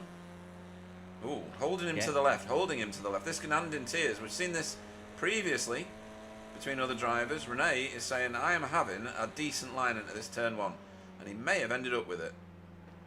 Yep, Carl could even be in the lead, come a couple of corners on us. That's still too wide. This is amazing. Good view here given to us by Jamie Wilson, courtesy of Team Chimera. He might straighten this car up and get a position. No, he's not going to get a position. Stefan, David and Fiona in the pits. Fiona in the pits, that's odd. She's usually one of the last cars to pit. Maybe these guys are just too excited. Maybe they've not noticed that they need to pit the car. I don't know. So Wobbly's got no lead, if you want to term it that. Stephen Walker is absolutely chasing him down here. 1.8 seconds behind him. Wobbly. Yeah, all Wobbly's got to do is get ahead of Mr. Listler and... yeah, little nudge. Nothing too naughty there. Sam Blees to the front. And now with a nice clear track in front of Wobbly now, it's going to be the case of... Now that Sam has the lead, he has to really stretch this out. Any defending that he's forced to do by Rene is just going to really hurt him as he's looking for potentially a top two into this race. Might have to settle for the third, depending on who's behind. It's Wobbly, Stephen, and it's Stefan Goebel. Okay. Stefan's got a bit of a gap. He's got to use binoculars to see them. Because they are 4 seconds ahead of him on the track. But that is a great position for Stefan to be in at this point in the race. He's already pitted the car, pitted last lap, lap 8. Very healthy for Stefan Goebel. At the minute, though, it's hard to look away from this battle. Although we do suspect, don't we, Jay, that Wobbly and Stephen have maybe bossed the strategy. Yeah, as soon as they came in, you knew it was going to be a good strategy. You know it's a good strategy when someone goes into the pits, and then the following lap, half the field does exactly the same thing. Yeah. It's a case of what do they know that we don't know, and they've timed it just right. Sam's took a long time to get past Rene, Carl, Jamie, and the two result cars. It's a bit of a nightmare situation for Sam, and both Wobbly and Stephen are going to be in heaven right now. So that. With what happens between both of them two, though, depending on how much Stephen wants to win over Wobbly and how much Wobbly wants to fight for it, it could be a bit of a grandstand finish. So that crowd there with Dale Bennison in tow. Dale getting sunset, a little out of shape, not too much though. Very cautious going into it. It's been a long time since Dale raced TCR, as he told me. So we're going to cut him a whole bag full of slack. As Demis, and Andy Littler visit pit road. That is Michael Hall's car in there as well, but he's going to be there a while after what we saw. Yeah, we still have the top 9 ones who haven't pit so far, so it's I'm surprised they've gone this long. Yeah, that's unusual. Must be a benefit. I just reckon they could be just running the tank on empty. Plus, anyone who's behind Sam and Rene at the moment, I wouldn't be surprised if the likes of Carl, Jamie, and Tony and Anthony were deciding to maybe lift a little bit every now and then, just just to keep the front two fighting and setting the pace. The Audis do sometimes struggle for a little bit of fuel, just very finely compared to the rest of the TCRs as well. So, yeah, the fact Daniel, Anthony, and Jamie are all still out in the Audis is quite telling for how far these lot are making their cars last. So, what do you get from this then? So, the last lap times, Sambly's on a 2:14.9 now that he's got some free space ahead of him.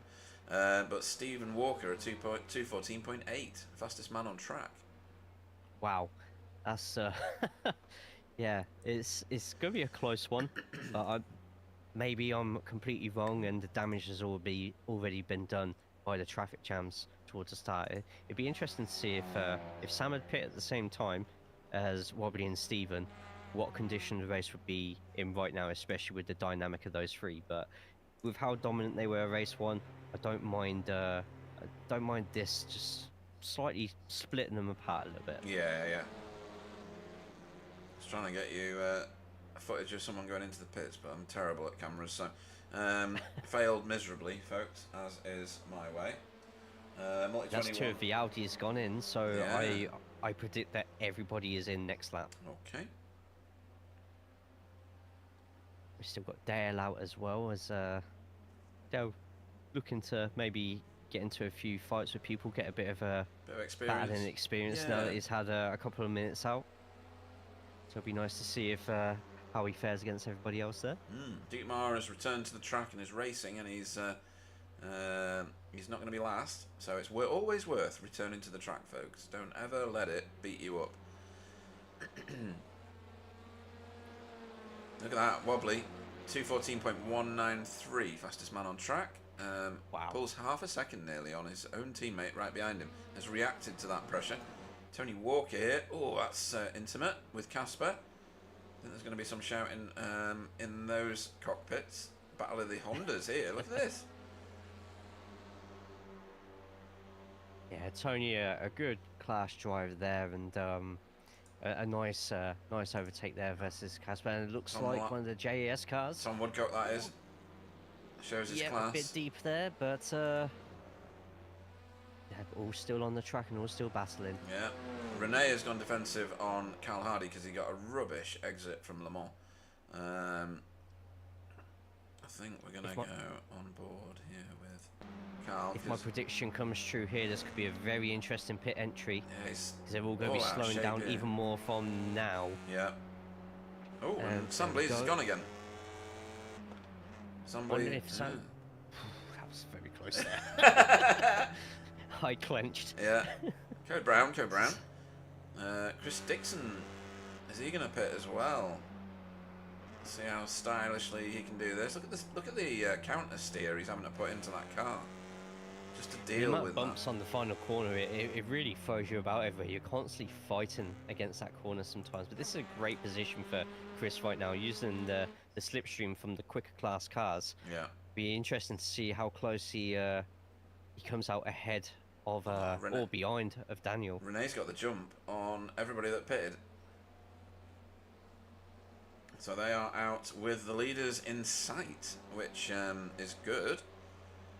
Maybe that's why Samuel of Blees managed to sweat it out for one more lap. Maybe he's wringing the neck of it because he's just done a 2:14.2, the fastest of his laps. Was he faster than Wobbly? He was, by only 1/10 though. I don't think that's enough. No, I see him coming out in third place, just ahead of Rene, but possibly a second or so behind Steven.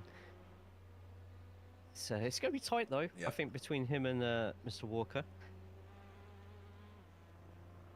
And with how much they're fighting towards the end of race one, then Wobbly just in a perfect position at the moment just to control the rest of this race, depending on how quick Sam's pit stop's going to be. Obviously with putting in less fuel than everybody else as well on first pit stop. Yeah. Casper here with Tony Walker. There was a bit of trading of paint at this point in the last lap. Might have been the lap before, I'm not sure. Tony Walker currently ahead, but Casper's gone for the move. And that's nice at Tower. Or is it? So he got a lot of curb and that slowed him up, I think. you got to be very confident into that corner with the high curb as well.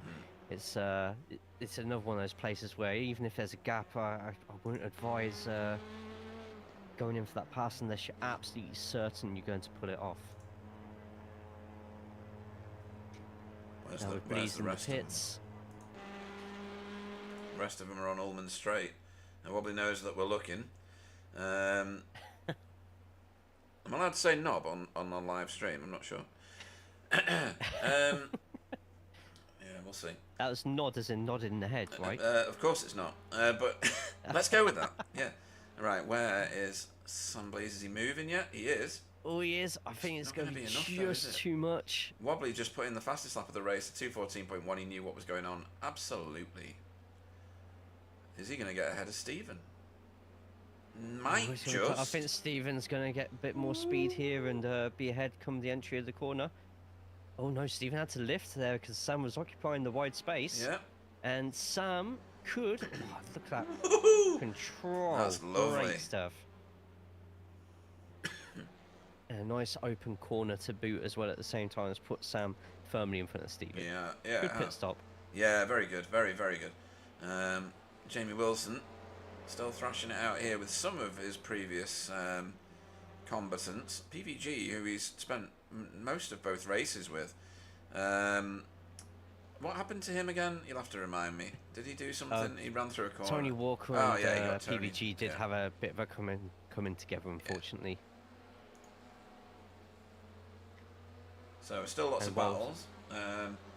We've got both of the Result X Pure Sims cars out of the race. Without you, they're lost, mate.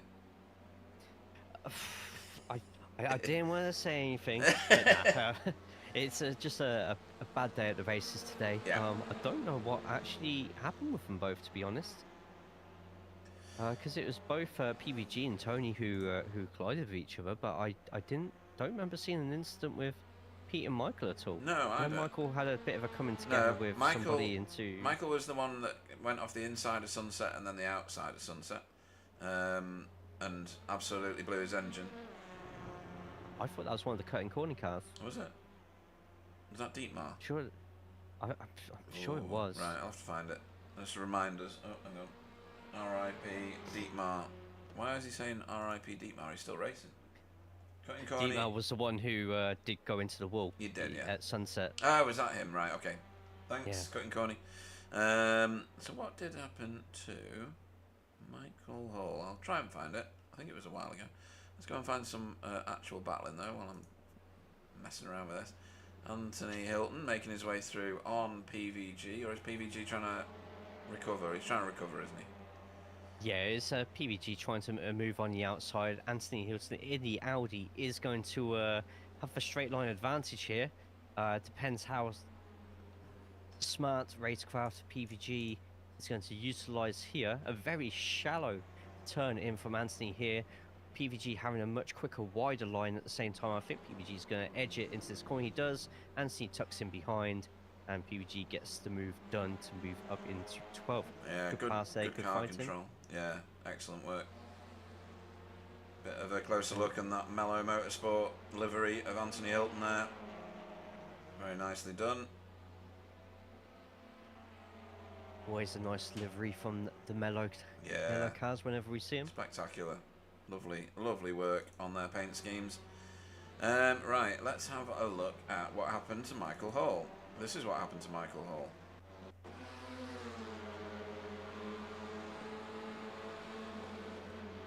Well, this is something that happened to Michael Hall. Oh, is that Tom? Who is Perhaps. the one in the Audi? Tom Woodcock is in a Honda. That's big wheel damage from on the back of Michael Hudo. Oh! Oh, and a spin Oh, as wow, well. right. So that's a broken axle, isn't it? Yeah, that's nowhere near all four wheels touching the floor there and having to retire from there. Yeah. Right, okay, well that explains that. Let me get back to live racing, because we have how long left in this 40-minute race? Just 9 minutes, or 8 minutes, really. Anybody that thinks that slightly smaller grids are not dynamic and exciting, and leagues have runaway winners. This never seems to happen with BSTV, really. There's always a bit of a thrash and a battle all the way through the field, and they seem to turn on the wick towards the back end of the race. Yeah, it's a great thing about BSTV is no matter what your skill level you perceive yourself to be, there's always somebody else on the track to have a fight with, and that's the whole reason why this league and leagues in general are quite popular. You want to be always fighting with someone, learning off each other, and the community as well as the league is just an absolute delight to be a part of. You can effectively with this league become a better driver, and so many have come through the doors here and have multiplied their I rating by 2-3 times what they came in originally. It's great to see. Yeah, it is. We've got the V8 League that runs on Saturdays. This Saturday is no different. They are here. They're at Sebring. Obviously, because Sebring's on. Excuse me, I'm sorry. That is another Crucible League, as in you can make so many improvements in your race just by being part of that series. It's a car, rear-wheel drive, but no assists at all. It's raw, it's mean, and it wants to kill you at all points. But if you can master that car, most of the cars, Jay, become ever so slightly easier to control. You know, modulating your gas, modulating your brake, knowing how that combination of feet dancing on the pedals, especially if you're heel towing the gas and the brake. It's an art, isn't it? There's real effort and talent to it. Yeah, it's a car I struggle with so much, but it's similar to Porsche Cup as well. It's like something that you really want to try and learn, as it does improve your racecraft tenfold. It's could be a bit of a shock to the system if you're not used to the steering wheel being on the side that it presents itself in those cars. But the racing, especially in the BSTV leagues, are just absolutely fantastic. And like you say, and like I've explained with the TCR league as well, you can only get better, and you'll always have someone to fight against. There's so many friendly people who will help you get into one of those cars. Somebody I saw there was going over the curb a little bit too much there, and that was Sam. Was that Sam there? It was. Sam. A bit wide? Sam went epically wide and gave second place there to Stephen. That was a replay. It happened off screen. I was busy trying to figure out how big Wobbly's lead was, and it's a whopping 5 seconds now. This will hopefully make up for the disastrous second race that he had last week, as Tom and Casper go at it yet again. Oh, that's painful. Yeah, let's have another look at that whilst they sort it out in sim. How do you read this one then? So, bit of a door bang through there, but nothing odd with that one. Then a touch, then another touch. There's not much in it, it's margins, isn't it? But where do you lay blame, or do you not? I probably blame the curbs more than anything else Okay. on that one. It was a fantastic entry into that corner.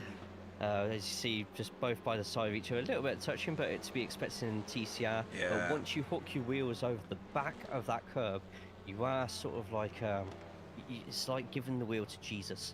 Right. You don't know what's going to happen sometimes. Your car might fly over it gracefully, or it will hook over the back of the curb and just send your back end and front end crazy. And that's what we saw just there. That's yeah. So unfortunate. Yeah, very. No doubt Tom Woodcock feeling a bit rough with that one. It was a good attempt by Casper Smirnoff, I have to say. It was very controlled, wasn't it, to get down the inside in that manner. Got the car stopped and turned and held down for an apex, even if it wasn't the natural one. That's how you overtake people, though, isn't it? Yeah, it's a very challenging part of the circuit to race too wide on, and if you can get through it without too many scrapes, you're doing a really good job of it. Unfortunately, we didn't get to see it that time round. Yeah. So Casper's got some repair work to do as Wobbly puts up another fastest lap of the race. He wants to win that extra point. Absolutely flying now. There's 5.5 seconds. There's these two continue fighting as well. Like Wobbly, if he wanted to, could just make sure he's definitely not going to run out of fuel with the early pit stop, and let these two fight to their heart's content. He's Yeah. it's his to lose. I wonder if there's a benefit to Wobbly stretching this out by one more lap, if it's even possible to do. We're at 37 minutes and 16 seconds.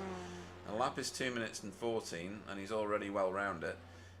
So is this the penultimate lap? And we're going to take the white flag at the next one? Or have we already taken the white, I wonder? This should be the penultimate. I would have thought this would have been the penultimate lap. We've had still got 2 minutes 24 left. Average lap time for Wobbly about 2 minutes 14 and a half. So it's should have one more lap to go. Yeah, no flag waving from Barney just yet. So let's see what happens as these two start thrashing it out for second place. And Renee behind is also pressing for top class honours in Pro-Am. It's always nice to see some fighting from all classes all around. Yeah, it's not Renee fighting for Pro-Am, it's Jamie trying to keep ahead of Carl for Pro-Am, sorry. Yeah, and Jamie will want to try and keep that car's width between him and Carl. But if Renee's not up to the speed that Jamie and Carl are fighting at the moment, Jamie might try and get a car in between. It's a bit risky, especially coming to this last couple of laps, and I'm sure Carl will be looking for any opportunity to make things difficult for Jamie. Yeah, and here that battle is. They're both equidistant apart, 0.16 of a second between these two, and 0.12 of a second now between these two, with Renee on the preferable line in theory. But as you've pointed out many times, Jay, that outside sweeping line can do a lot for you. Yeah, and Jamie actually decided to cut in deep there. I think Carl... Wow, look at that power. That's ridiculous. Incredible when you see it. But Renee's gonna fight it. Yeah, and so he should. Wow, literally inches between them both at the moment. This is a dream for Carl at the moment. If from what we've seen with other people battling on the first couple of corners, and there was another hook off the curb just there, but they're still keeping enough space here. And Carl's seen that gap. Yes, he's opened the corner out fantastically, but he's needs to keep a bit more glued to that right hand side of that corner. If you're driving out wide, you're effectively driving more meters. Jamie a bit squirrely, heading into the hairpin, but lovely control. We've got another battle further back in the race with David Ayres. Chasing down Chris... Is that Chris? No, it's Chris Dixon. We'll go back to where we were. That's Jamie sizing Renee up for fifth place, because he wants fourth. Ooh. The control that Jamie has on that car at the moment is absolutely fantastic. And how these two are able to fight like this could be the decider of this car. Oh! Through! Oh no! Don't hit the wall, Renee. No, he's away again, but Jamie Wilson dropping. No, he's get back in it. Right, okay, he's got a championship to boss Jamie Wilson, because he's at the top of it at the moment as these two go at it as well. Where's Wobbly? Wobbly's on Ullman. These two are now getting fresh. This is getting a bit silly. Both finding the way of the dragon on the back street. The way of the dragon. Right, Wobbly over the line takes victory for the second time tonight. We're never going to live this down. Fantastic result for Wobbly. Oh, look at that! Stephen Walker literally getting pushed over the line. Oh, there's not much in that, but he's managed. Oh no, Sam Blee's got it. Sam Blee's got it with nothing. 0.08 of a second. Wow. That's I've got no words. That's about as close as you're ever going to see, folks. Yeah, I'm just trying to process what I just saw there and how close that was. Well, let's have a look. That was... Sam Blee's in the toe. Gets hooked up just a little bit better. Pops out. How is that? And What? I don't understand why he's been classified ahead. yeah, that's That can't be right. huh? I'm Stephen's I'm just car looking at the was... incident. Says there's no incidents unless there's a slowdown. But Yeah, maybe. Okay, you're going to have to help me out, folks, because I haven't got a clue. Let's have another look at this.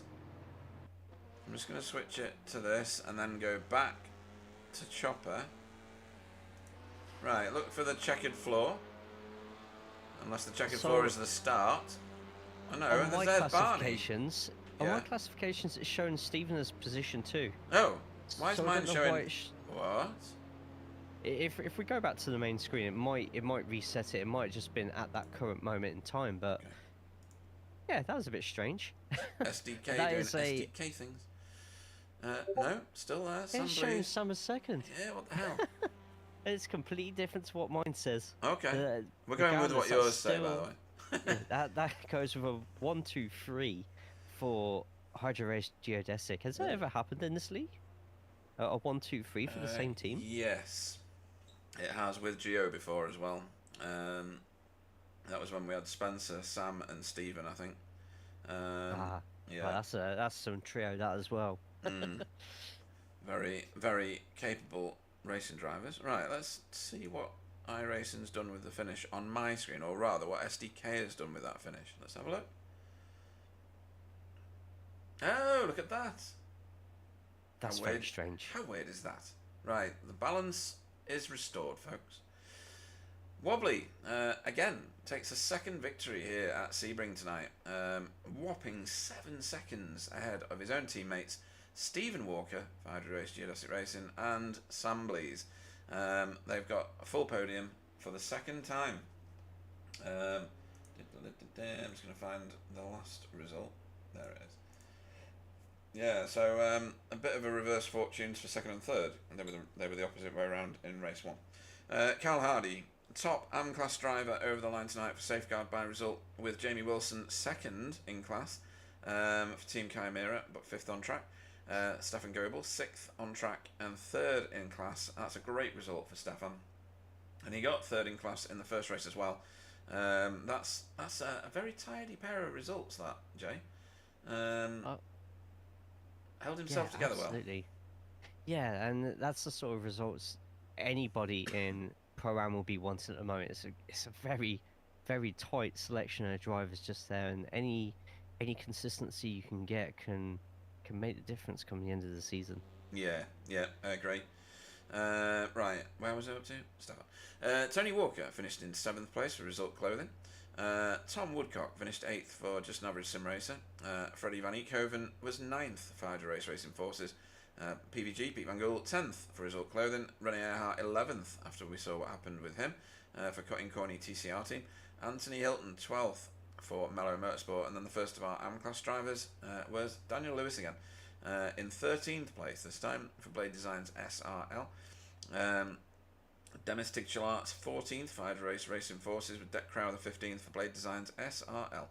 JBDJ, better fortunes in this one, 16th for BSTV. Euro Larkinen, 17th for Hydro Race Racing Forces, 18th and second in class for David Ayres in this one for Safeguard by Result. Paul Hurley, 3rd in class, 19th on track for Blade Designs Just an Average Sim Racer. Fiona Siddons was 20th tonight, leading the work guard charge, and 21st her teammate Andy Littler. Dale Bennison finished 22nd. That can be a sign of being a very patient driver, because he started dead last and he's let everybody else fall by the wayside. Well done to Dale. Silas in 23rd there for VTS Esports. Dietmar Hoos 24th for Cutting Corny TCR team. Chris Dixon 25th for Work Guard. Casper Smirnoff, we saw what happened to him, 26th for Sim Racing School. Michael Hall 27th, eventually we saw what happened to him for Result X Pure Sims, and his teammate, sadly, Pete Newman, last tonight, 28th on track, 28th classified. We did a triple at Barca. Oh no, you did, Rob. So yeah, it was no, my brain's just betrayed me fully. Never mind. I'll come back to that. Who dominated the whole of last season? Which team was it? I can't remember. Hang on. Give me a minute. There's always a way. Always a way. RD Simsport. There we go. Don't know why that was so difficult. It's not like they weren't on the screen the whole of last season, is it, Jay? So, don't forget, we've got some thinking to do tonight. We've got a driver of the meeting to dream up. We can't give it to Wobbly, it's against the law in all countries. So, we're going to have to think a little bit more wild than that. But keep it under your head. Let's see who joins us in the interview rooms.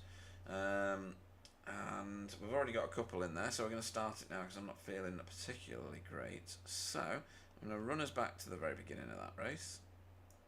Green flag. I'm going to pick a driver. Let's pick this driver. Get rid of that. And do a bit of this. There we go. Right, so quite enough to speak to. The first of our interviewees into the live booth. PVG, good evening. Good evening. Yeah, how you doing? Yeah, well, yeah. I've managed. Yeah. That's the proper way to explain it, I guess. Yeah, so you had a 15th finish in the first race. Was that planned at some point during the first race? Did you say, do you know what? 15th is not far away from where I am right now, so I'm going to aim at that. Yes, I was just about where I was supposed to be. I wasn't really pushing because I had only Jamie to race, so we had good fun on that first race. Yeah, it was And brilliant. it didn't really matter to me if it would have been 14th or 15th. Just starting at the front would have been nice. Yeah. And then, yeah, it was fun. Good race one. Yeah. It was full of. I mean, you and Jamie spent. Did we count like 18 laps? Was that what we just counted? Yeah, just going about. Side by millennia. side. Oh right, okay, we're into millennia now. Switching positions and taking advantages of the kind of advantages of the different cars with him really in the Audi and me in the Veloster. Yeah. Did you feel the straight line speed of that Audi punishing you? Yes. Yeah. Yes. Okay. It's a bit slower out of the tight corners, so you could take advantage there. And with the weird gearing of the Audi, it was just a bit quicker. And on the other side, you just gained back all that distance you created on those straights. So yeah. Okay. And then in race 2, started up on pole, and then doing all right for quite a long time. Jamie was desperate to try and get a lead lap point out of you, and you were like, "No, not having that. Get out." No. Until it kind of didn't work out so well. No, well, we was kind of scrapping, and Mr. Blees was starting to get involved, and then I got taken out by my teammate. Yeah. So Tony, the Missile Walker. I'm guessing it was a case of, oops. Not braking for a corner. Yeah. Is that my breaking point? What breaking point? That breaking point back there. So I think it was just a loss of concentration by the look of it. Yeah, well, just one of them things happens to everyone, eh? Yeah, and it could have been a lot more painful. You finished 10th. I mean, yeah, I did gain 2 positions after I got my repair done, and but I lost about 13 after that incident. Yeah. So I got some points back, but if it wasn't for that little incident we had, I could have been top 10 maybe. I was kind of hanging on there. Yeah, you've got very good pace, and you know when you're thrashing it out with the likes of Jamie Wilson, he's happier in that Honda in the Audi. You can tell. Yeah, he's well quick. Yeah. So, but it was all fair racing and leaving each other room and trying to outsmart each other, which was really fun. Yeah. So I enjoyed the racing, apart from the little incident we had, but still I finished, and good fun it was. Yeah, run that close door to door for long enough, and something's going to happen. You hope it doesn't, but you know we're not that lucky. Especially especially if it happens with the car that you're racing with, that's kind of to be expected. But car racing, like 2 cars back. Yeah. So Anyways. next week is not Rudskogen, just so everybody's aware. Next week is going to be Circuit Gilles Villeneuve, so Montreal, for those who need a translation. So this is Miguel's gift to everybody in the league as That's a good gift. champion's choice. So Rudskogen makes room for Circuit Gilles Villeneuve. Jay, what's your thoughts on that track choice from our incumbent champion? It's a very good track choice. There's going to be plenty of action on there, and I can't wait to see what. I don't think there's a lot of people who don't like that circuit, to be honest. So I'm expecting a good turnout and some good racing to come up with it as well. Okay. And Pete, how well do you go at Montreal? I don't know really, because it's the first time I'm running this car. Oh, okay, yeah. Montreal is kind of feels like Monza, but with a bit more, a couple of slower corners. So I did alright on Monza. So yeah, I reckon top 10 should be doable. Yeah. Okay. Right. Very good. We'll hold you to that, no doubt. In that case, anyone you want to thank before we let you go and start your practice for Montreal? Oh yes, Wobbly for already setting up those sessions during the week. And then all the result lads in this league, the Word Guard and the Sure Guard, and everyone just racing it. And of course, you two in the booth. Missing Roger tonight, by the way. Yeah. He's had to do parental commitments. Yes, So young ones. yeah. So And everyone watching the stream, thanks for all the support, the family and stuff. So yeah, cheers. yeah. And Tony Walker in the chat there has just said, "Blue on blue, my bad." We've Oh, you already apologised. It's Yeah, all right, dude. No yeah, worries. cool. No worries. No tears in this one. In that case, we'll look forward to seeing you racing at Montreal PVG. Next week. Cool. Right, next up, we'll do it in the order that they came into the booth, shall we? That means that Wobbly is last. Sure. And maybe we'll go away before we have to interview him. So the next one we're going to bring in is Jamie Wilson. This will probably wind Wobbly up good and proper. Hello. Yeah, thanks for being part of our ammunition. Can you just get off the screen just for a minute?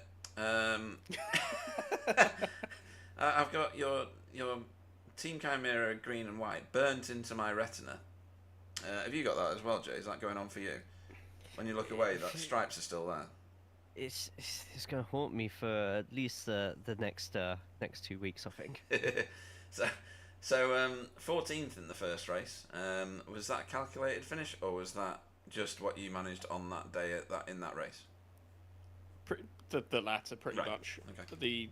I didn't really qualify too hot, really, and then I just got an Audi start that didn't quite go to plan. I'm not used to it yet. Mm-hmm. There's this little window where you get just a little smidge of wheel spin, and if you get that, it's a bit like in the V8s, really. It's sort of self-fulfilling prophecy. You're going to go backwards. It wasn't as bad as the famous one at Mid-Ohio in the V8s, but it was. I lost like 3 or 4 places. Right. And then had to fight my way back up to it, and then had a really good battle with one of several battles with PVG. Oh, honestly, we've just spoken to him. You know, it's a good job we're not paying you for every minute of footage, because I'd be broke straight away. You know, in both races as well, unbelievable. And then you got a front row start for the second one, and that Audi absolutely suits you, doesn't it? You only dropped 3 places the whole race. I was praying that you would get a lead lap point. Did you get one in the end at all? I think that was funny you should mention that. So every time I got a good run, well, you know, I had a good lap and I ended up in the lead or fighting PVG for the lead. He'd managed to get the bastard lap lead point at the end of the lap. We saw it. We were tracking. Yeah, I was really trying to get that, and I didn't care if I got passed into turn 1 again. That's fine. I just wanted the bloody point. And when he got deleted later in the race, what a great way to term that. Yeah. the sort of window shutdown. Yeah. The ensuing pack, which had Stealth Sam Blees in it because he hasn't sorted his paint out. Yeah. I was like, who's that? Oh, it's Sam. Bloody hell. I really fought them really hard, and I think that was the one that I did get. Okay, right, okay, cool. As long as you I was got like, one. right, I've got that now. I can move on. Yeah, my prayers were with you, brother. They really were. So yeah, I mean, Sebring's going to live long in your memory off this one, isn't it? Because, I mean, that's the sort of racing you turn up for, isn't it? That was one of the better races I think that I've had in BSTV overall. It had that kind of F4 Spa kind of vibe to it in the car, at least. Yeah, that was a ridiculous race, wasn't it? That was so funny.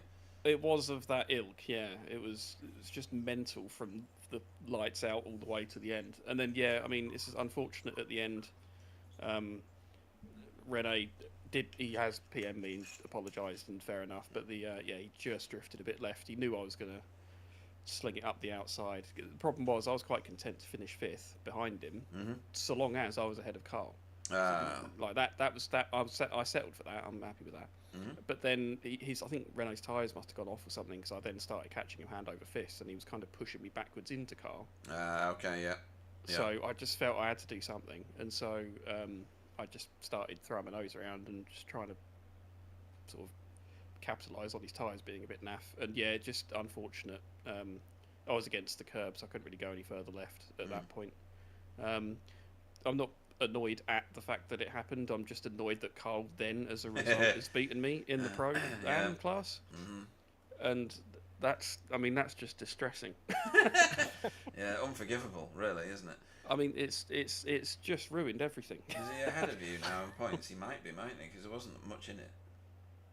10th in the first race, you got a 14th, and 1 position higher in the second race. I think that might just put him on top. I can't remember how he did in Monza. It's going to be very close. Yeah, it is. Well, we've got not Rudskogen next week. I know you do like Rudskogen, don't you? Or I think you do. Well, it's an interesting track because it's not one that is commonly known of. No, true. But we're at Montreal instead. That's Miguel's gift to everybody. Yeah, that's fun. That'd be fun in the Audi with the curbs. Yeah, not. So hopefully you'll get enough practice in, and bring Simon back next season. He seems to take a season out every so often, when he needs another trophy or something. But yeah, it's been a pleasure watching you race, Jay. It's Team Chimera all day, isn't it? It's almost like the Team Chimera broadcast. It is, and hopefully, if money does start coming through, I need some commission for that. Just get me some, just any pennies. Just yeah. If there's any consolation, the setup that I ended up tweaking was, I think, your Audi baseline. Oh really? Wow. So I did have a hand in this then. You can take some credit for Carl beating me. Fantastic. No, it's once again top Audi as well. So in a grid where we've got a lot more Audis than usual. So you're definitely pushing that car above and beyond at the moment, and taking the fight to the evil Hyundai Empire and the few brave Hondas left as well. Yeah, so it's nicely done. It's another objective of mine to beat Audi veteran Anthony Hilton. yeah. So yeah, I'll take that. And yeah, apart from the thing at the end, obviously that was just unfortunate. But that, I was thinking of Bill during that race, because that was one of the holy mackerel races It was that I've had in my BSTV career, again, like that F4 race. So yeah. That was I could hear him going, "Holy cow!" or something at like everything that was happening. Yeah, it was a fantastic race that he commentated on, and he's fondly remembered by everybody in BSTV. Anybody you want to shout out to before we let you go and start your practice for Montreal? Shout out to Simon for tuning in to the broadcast at the exact moment that thing with Rene happened. Okay, well done. Saying something along the lines of, "Oh, business as usual then," or something like that. Brilliant. And I shout out to PVG, always fantastic to race PVG. Cool. Not just in this, but when I've done it in MX-5s as well. He's an extremely hard racer, but very fair. So, looking forward to more of that. And I will now look forward to being back in the doldrums. I think these 2 races were weird ones, and I'll be back to your regularly scheduled programming of me being randomly like 24th or something. Yeah, I don't believe that. Moving forward. I really don't believe that. I don't know about you, Jay, but 2 sterling performances. The Audi does suit Jamie, doesn't it? Yeah, hope you can keep that momentum going and even more burnt images of Crimea in our eyes. Yeah, too right. We will see you at Montreal this time next week. Jamie Wilson. Cheers, guys. Right, we're gonna have to do it. I'm sorry. I will give you £5 if you interview him. Okay, I'll give it my best shot. Bobby, how are we doing tonight? Congratulations on a very controlled and commanding double win tonight. It didn't feel like that. No? How come? Because I just want to say that. Haha, Pete. No. No, I mean the first race was Sam had a really good start, hit me in the rear on turn 1, and then I just kept driving, doing my thing. Pete is such a child. If you still want to come over, you better be sleeping with one eye open, Pete. Oh dear. That's a threat nobody wants, isn't it? So Sam hit me into turn 1, gave me a little speed boost, and after that, Steven and Sam decided to start fighting, and I was like, yeah, well, okay, go ahead. Oh yeah, absolutely. As soon as they started fighting with each other, we both said if they carried on with that, then you would have been laughing basically until the very end. And yeah, very good race 1. And with race 2, yourself and Steve going into the pits early. Yeah, I had lots of damage, man. I hit on the exit of Sunset. I hit the wall because I wasn't paying attention, so that gave me damage. Then who was it? I think it was Tom Woodcock. Came across my car. He had a slide in front of me, and his car was basically in a 90-degree angle in front of me. I couldn't stop, so that gave me damage. And I also got damage from the curb on the exit of Le Mans. And so I was like losing, I think, 2/10 on the straights. So I really needed to go in. And once I finally got in, it was just putting the laps out. I underfueled a little bit, but Sebring is not the hardest track to save on, so it was good. And then Sam decided to have some fights with the guys in front. So I think that was his mistake a little bit, because if he pitted, he would probably be on the same position we were. There was a lot of congestion with Sam at the front, so both of your decisions to pit in early absolutely paid dividends. Once everyone had done their pits, both of you obviously in the first 2 positions there. We did wonder if you were doing a bit of fuel saving. We did notice the times were a little bit slower, knowing it's because of damage as well. It explains that quite a bit. But yeah, no, that's an absolutely commanding set of results there for yourself and for the whole Geo team as well. Top 3 in both races as well. What's the feeling like with Geo at the moment? Well, to be honest, there were only 2 Geo drivers on the grid because the other one had the council paint on. Yeah, that's true. Yeah. Yeah. Rookie. I mean, I did an official on Tuesday, and I got my ass kicked by Polasek and Gael. And normally, I mean, they are insanely quick, and normally I'm about 2/10 off. But now it's like 6/10 off, and I didn't understand why. And then I threw some money at it, so I bought the Apex set. I told you this beforehand, Jay. Yeah, I remember this now, yeah. And then I was looking at the set, and I was like, well, that's a weird set. Like living in the middle of what the set is. And it's like, that's a weird set. I'm just going to try it, and then change some slight things. And suddenly gained about 4/10. Wow. So, yeah. I think my set was fine, but this set was way better. Okay. That helped in the end. And with you, I mean, we had a good night. I mean, double podiums for all 3 of us, and I think in the same order. Or is it I can't remember. No. Second, right? Hang on. Oh, maybe. I don't look at those slackers because I'm quicker. Slight difference with Stephen and Sam. Oh no, it was. Oh no, yeah. Sam got second in the first race. Stephen second in the second race. Yeah. So, and I think I do owe Frederick a small apology because I tagged him coming out. I think it's Tower. I can't remember the name. But, yeah. Tight right hander. Yeah, I tried right-handed. I did the first one or the second one, but what's the first one? That's that tower, I think. Is Bridge the corner? I don't know. Whatever. I tagged him a little bit. I slid out, and I thought it was that go, but I just slid it out, and looking at the replay, it was more my fault, but luckily he kept it out of the wall, so that's good. But it was more on me than on him. Okay. So, Well, sorry for that. yeah, well said. Am I now leading the championship? That's I'm curious. Well, I don't think so, right? I don't know. Well, I don't last think week, so. last week might be your drop week, hey? Yeah, might be. Yeah, Steven won the last one. Oh, no, probably not. Right. Oh, Okay. never mind.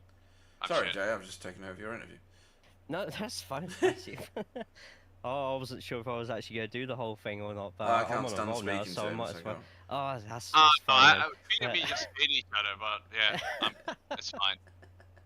Yeah, but we did wonder with the race 2 at Monza, not exactly ending how anybody wants any of their races, ending that you'd come back with conviction, and well, you've answered any critics that you may have had, Pete mainly, completely wrong just there. So You know, the thing with Monza, I'll address it. You know, I was super unlucky at the first start, and I was like, oh well, it is safety car, and I got a fast repair. And then on the second one, I mean, you look at where you are in the grid, and I was all the way at the back. It's like, well, I'm never gonna win, but what I can do is probably get like a top 5, maybe a top 6. I was looking at the names around me, and I tried to adjust my racing to the guys around me. Like, there are AM drivers there, pro AM drivers, AM pro, whatever. Yep. And I'm looking at the names, and for example, if I see a guy that I know needs a little bit more space, I try to give that. So I was minding my own business all the way on the right-hand side. I already got my fast repair from the first crash, which was also not my fault. Not Never giving your fault. anybody. No, it's never my fault. Without accusing anyone, because I was on the left, and I just super unlucky. Shit, it happens, no? It was a bit dumb, I'll admit that, but it was a dumb crash, but it happened. And then on the second restart, I stayed all the way on the right, and saw the crash happen in my mirror, and it was either getting killed myself, or yeeting it over the grass and killing somebody else. And then I decided, well, I'd rather die myself. But I still got fucking mad. Man, Wow, that was it. Okay. fair enough. So next week, Montreal, not the originally scheduled for officials Rooskogen. How do you feel about the track? What do you think your chances are? Wow, I got a whole ChatGPT generated list of V8s on Montreal because I did that broadcast. And I think the last time I drove that was about 2.5 years ago, and back then I was pretty good at it, but I haven't driven it since. So I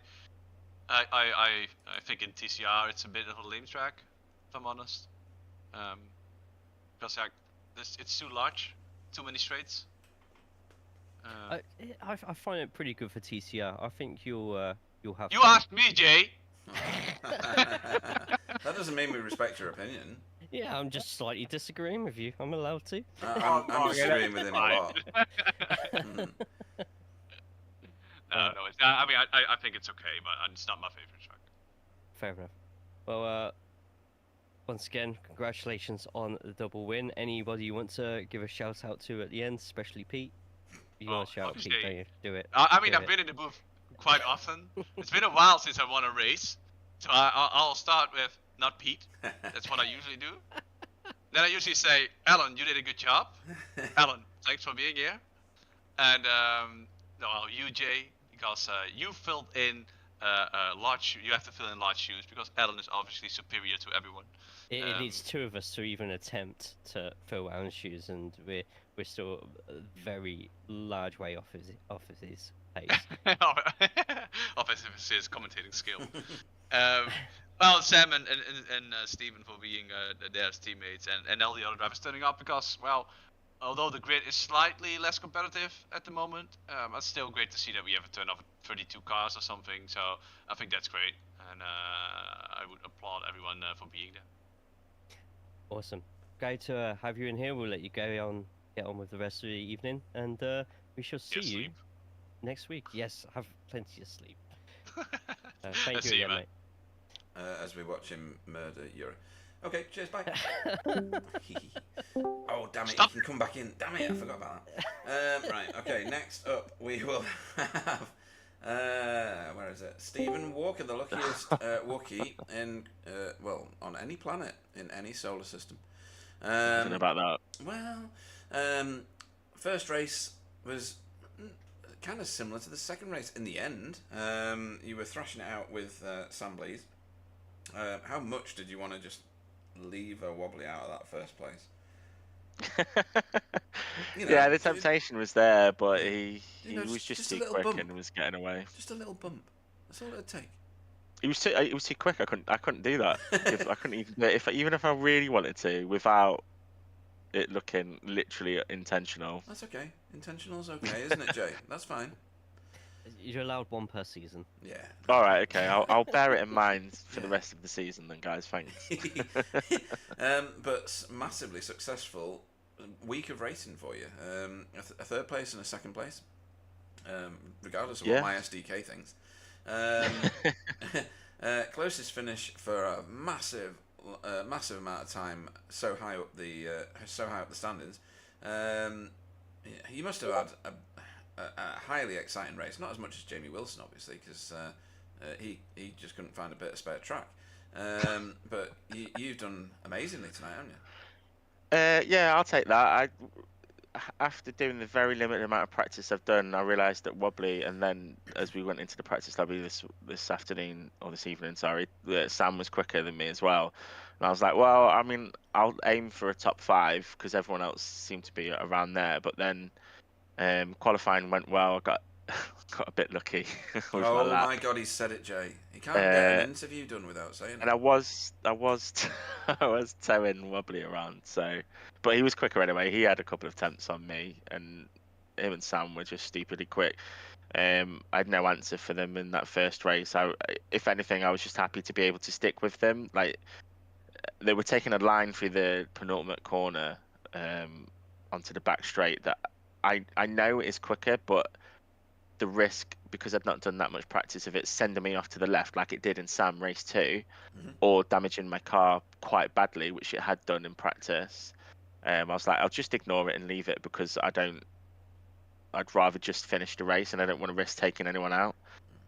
So I was quite happy to finish third in that first race. And then the second race was a bit mental, because I actually when the race started for the first 3 laps or 4 laps, I was on the phone. What? So after we finished the first race, I needed to call someone just because life and stuff. Okay. So when the race started, I was on the phone. So I was trying to have a conversation on the phone and try not to take anyone out on the first few laps. You were using a Bluetooth hands-free kit, of course. Yeah, obviously. Yeah, no, I had my, you know. Oh. Yeah, because I couldn't have done it with one hand. Yeah, I had like my in-ear headphone in. So, and for the first lap, I was like, oh, I've gained like loads of places. And then after I realised what was going on, I was like, actually, no, I haven't, because I just kind of got stuck in the first corner and then the next couple of corners. But like, it was fine. And then I just made a slight mistake trying to save a bit of fuel. I braked too late and nearly went into the back of someone. I don't know who it was.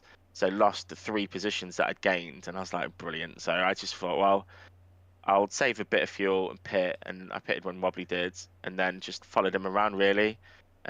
Strategy just paid off because they were fighting quite close at the front, so it was quite a good place to pit. Like, it was borderline. I had to save. In fact, on the last lap when I was racing Sam, I forgot that I needed to just make sure my fuel was okay, and just before we hit the line, it started spluttering. So any earlier than that, and he would have pipped me right at the end. So, yeah, it was good fun. It was good race, good battles. Strategy played a key moment in me and Wobbly getting second, and he got first, didn't he? And him winning it, and then me finishing second. And Sam would have finished ahead of me if for not his like catching of the curb. Like, they were quicker tonight. That was fine. I'm happy that I managed to hold him off a little bit and towards the end of the race. It did make it fun, because otherwise I was just driving. I'm fed up of driving around Sebring. I did enough practice for the 12-hour, and driving around it in these, I was just like, this is so boring right now in a TCR compared to LMP2. But like, I got back into it and it was fine. It was a fun race. I'm happy with how things went. It's a good points haul. 1, 2, 3 for the team, which is very good. Considering how it was after the first few laps of the second race, I was quite happy to just finish the race, to be honest, because it was getting a bit mental out there, but it was good fun. Good fun. Well, a fantastic night's racing from you. Montreal next time, not Rudskogen, so don't practice the wrong track, guys. Yeah, thank God for that, because Rudskogen is a terrible track and it should be bombed off the planet, quite frankly. Oh, I think you've just So bad. Like you've just lost your driver of the meeting award from Jay. Sorry, Jay. Like, Canada's such a better track. Oh yeah, so much I'd agree better. with that. CTMP, So much... That, I do agree with that. It's better for overtaking, better for racing than Rudskogen. Rudskogen's just one line, whereas there's at least a couple of opportunities at Montreal to overtake or just make something happen and put someone off, and the curbs can put someone into a wall and you've gained a position there if they haven't taken you out as they bounce back onto the track. So it just adds more jeopardy and fun rather than Rudskogen, where I feel like I'm in a roller coaster because we're just following each other around. But yeah, it's been a bit of a procession, hasn't it, at times? Yeah, so I'm glad that one went, and I'm looking forward to racing at the Nürburgring full later on in the Yeah. season. That's going to be interesting. We haven't raced that for donkey's years. I think I was in the Audi last time we did that. Okay, well, that's in the second half of our featured races and the iRacing schedule. So we've got a little while to go before we get there. Anybody you want to shout out to before we let you go? Yeah, obviously you guys for putting on the show. Wouldn't be anywhere near as fun if we didn't have someone taking the mick out of us as we were crashing on track. Obviously the rest of the guys, Sam, Wobbly and everyone that was racing tonight was seemed like good fun. My brother had a good race in race 2 and race 3 really. Race 1, sorry. Race 3 I've just made up another race. I missed that one, Jay. Missed that one. Yeah, just it was just me on my own, going around in a circle, centripetal it was. One fastest lap, everything. Yeah, just everyone. It's good fun, isn't it? Like we turn this up, fun. We all race together. Just remember, it's just a game. Just chill out, enjoy it. Absolutely, and very well said. We'll see you this time next week.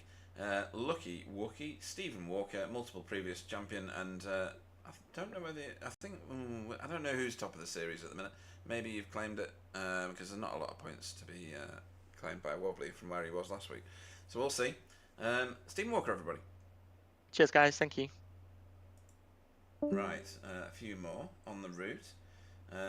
Let's go with Dan Lewis. So Daniel, no, that's not how you do that, Pete. Have you raced with Daniel Lewis much before? Yeah, I'm sure me and Daniel were teammates in SRL for a season, so... Okay. Right, well, welcome to the booth, Daniel Lewis, for Blade Good evening. SRL. Yeah, good evening. My first interview. Whatever. With you guys. No, okay, that's fine. I was going to say, surely not.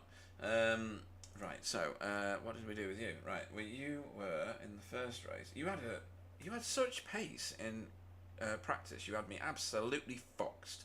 Talk me through where you got that pace from. I followed Rennie for a lap. You followed Renee for a lap.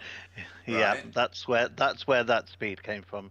Wow. It was Why don't you do that so every lap? Just saying. and it was very early on in the session as well. So after that was a 14.1. Yes. My best after that was a 14, just under 8, 7.98. Right. Okay. Because So you had me yeah. utterly convinced that you needed to be in Pro-Am. Yeah, I heard it. That's why I've come in for the interview. Oh, did you really? You've still ended Please up. don't, please. You've still bossed both races. You are very much the winningest. I can't believe I said that. A little bit of vomit came up in the back of my throat. Of the AM-class cars tonight, you handle that Audi very nicely. Is it a car that suits you? Is it the style of driving that suits you? It's the lazy touring car, isn't it? It you is. Have to change that many. Yeah. They have to change gears. Well, I love do. the start of it. You get through the first 5 gears in the first 3 feet, and then Yeah. you just keep stretching 5 out until you are going to blow the engine, and then 6th. There is a 6th. Yeah. So yeah, I enjoy it. I've tried the other ones. So I think last season I tested. I think it was at Donington. I tested the Veloster and I was quicker in it. Oh, okay. And I was considering changing, but it's just the starting process. I can't do it every time. Oh, right. Okay. So whereas the Audi's a lot easier. Ah, right. Understood. Well, first race you got a 19th finish, but top of the class. And 13th in the second race, and again top of the class, up 6 places in that second race. A lot of people shuffled themselves back behind you through various different incidents, but you know, you're taking that AM class honours very, very seriously, and you're well, you didn't destroy the AM class field as I expected you to, given your practice performance. Yeah, and qualifying. And qualifying, yeah, you did really well in qualifying. But you know, the performance is still there. You're still well in control of that car. Very nice car control. We saw some good overtakes, some very well controlled side by side racing. You were in and around your own teammate for quite a long time, Deck Crowther. In both races, I think. No, just in race 2. That's right, just in race 2. But yeah, it was. You know, you've got real control of that car. Yeah, I've got to stop using the mirrors because right. I will admit that I'm getting quicker, and so I'm looking at the names, and it's a lot nicer this season where it's not as a bigger grid. Yeah.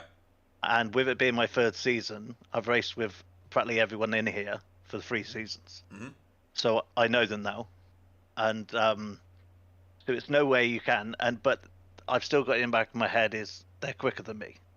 Oh, really? So there's a bit of mirror driving, and that's what I've got to get out of.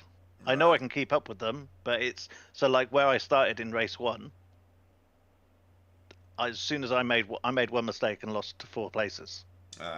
And that's the thing. It's consistency. So it's in your head. Not being. Yeah. Okay. Yeah. You don't have that, so do you? Because you've got like ultimate confidence in your own driving capability. It's just the number of signatures that weigh you down, isn't it? So Jay will know it from our race we had yesterday. As soon as he pulled up behind me, he overtook me. Okay. And I was trying all race to take the person in front of me, and Jay did it straight away. Sorry, I apologize. No, it's fine. and then I scared him at sunset. Right, okay. Oh yeah, you should have gone for it. It would have made for great content. Yeah. 3 wide sunset last lap. Sure, why not? Okay, so you know, that's high plaudits, Jay. Scything through the field like a hot knife through butter. It does beg the question: why were you having to get through the field? Lost the first challenge accidentally. Okay, fair enough. Yeah. Accidental, so didn't qualify or got incidents on his qualifying laps, folks. That's what that translates to. So yeah, great performance yet again from you. We're going to leave it a while before we just make a decision on Pro-Am.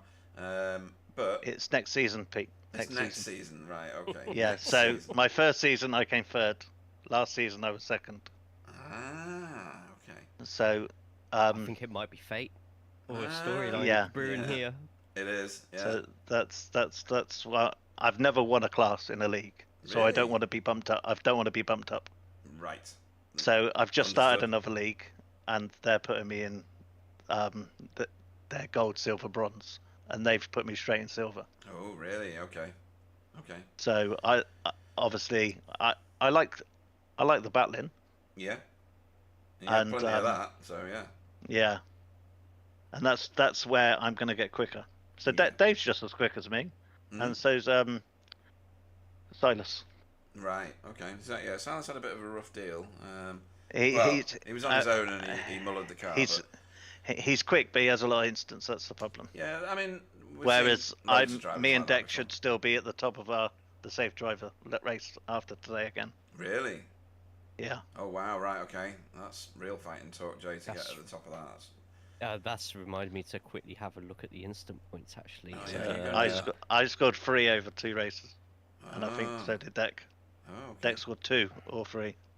Interesting. Right. Okay. Let's see where that falls out. We get to Montreal next week, not Rudskogen, as per the racing official schedule. It comes with mixed emotions from people. Would you prefer Montreal? I'm guessing maybe. I'm not bothered, but I won't be as quick because the only practice I will have is the ones Carl's puts up. Okay, right. Because Tuesday I do a TCR Tuesday with JAS. Right. Yep, just another So, racing and that's for those who need that translating. That's where the practice. So you practice in a practice session, then race on a Tuesday. Okay. Right. Well. Okay. So I might not be as quick next week. Don't hold yourself Excuses up too it much. now. Yeah, I like it. yeah. Sandbagging right from Yeah. the start. Yeah. Well, we expect you to do extremely well given the performance so far this season. Anybody you want to shout out to before we let you go? Just deck for my lovely livery, and all the boys at SRL who have helping me with my defence driving. Okay. Well, they're helping you very, very well. I have to say, it's been great watching you in the thick of it, racing against your own teammate and with all the other teams in here. It's good to have the SRL teams represented, to be honest. Hopefully their league gets going again very shortly. Daniel Lewis, everybody. Thank you very much. Cool. Right. Okay. Right. Next one up, we're going to drag in, whether he wants to or not. He's obviously sat there long enough. Is Paul Hurley. Okay. Welcome to the booth. Hello, gents. Hello. That's it's a unique paint scheme for the Blades team, isn't it?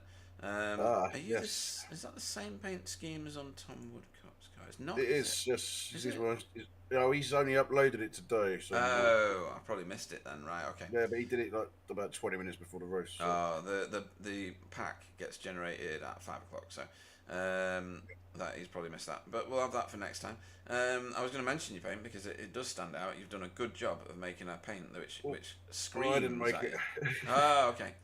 Nick Gravel made it. But what that is it's because we're JAS, which is Just Average Sim Racer, and that's the colours for their team with obviously with Dex Blade designs on it. So we just thought, me and Tom are from that Discord, Dan and Deck are from SRL Discord. So I just said, can you stick a bit of yellow on it to sort of pay tribute to our Discord? So. Yeah, absolutely. And Jay, he finished just off the AM class podium in race 1, 4th in class, 24th on track, just ahead of Silas and just behind Chris Dixon. And in the second race was behind David Ayres over the finish, which puts him is that 3rd in class? I think it's 3rd in class. Yeah, around there. Yeah. I struggled for pace around tonight from practice. Obviously the track temp went up, and I just struggled. I had a clean race. I think I only got 1x over the 2 races. Oh. But once go out of the toe and try and run on your own, you're not getting anywhere, and they're just putting it away in front of you. You were mentioning track temperature, Jay. In terms of how it affects the races in the lower end of the field, hopefully you'll forgive me for saying that, Paul. There you go. Cool. Does it become exponentially worse?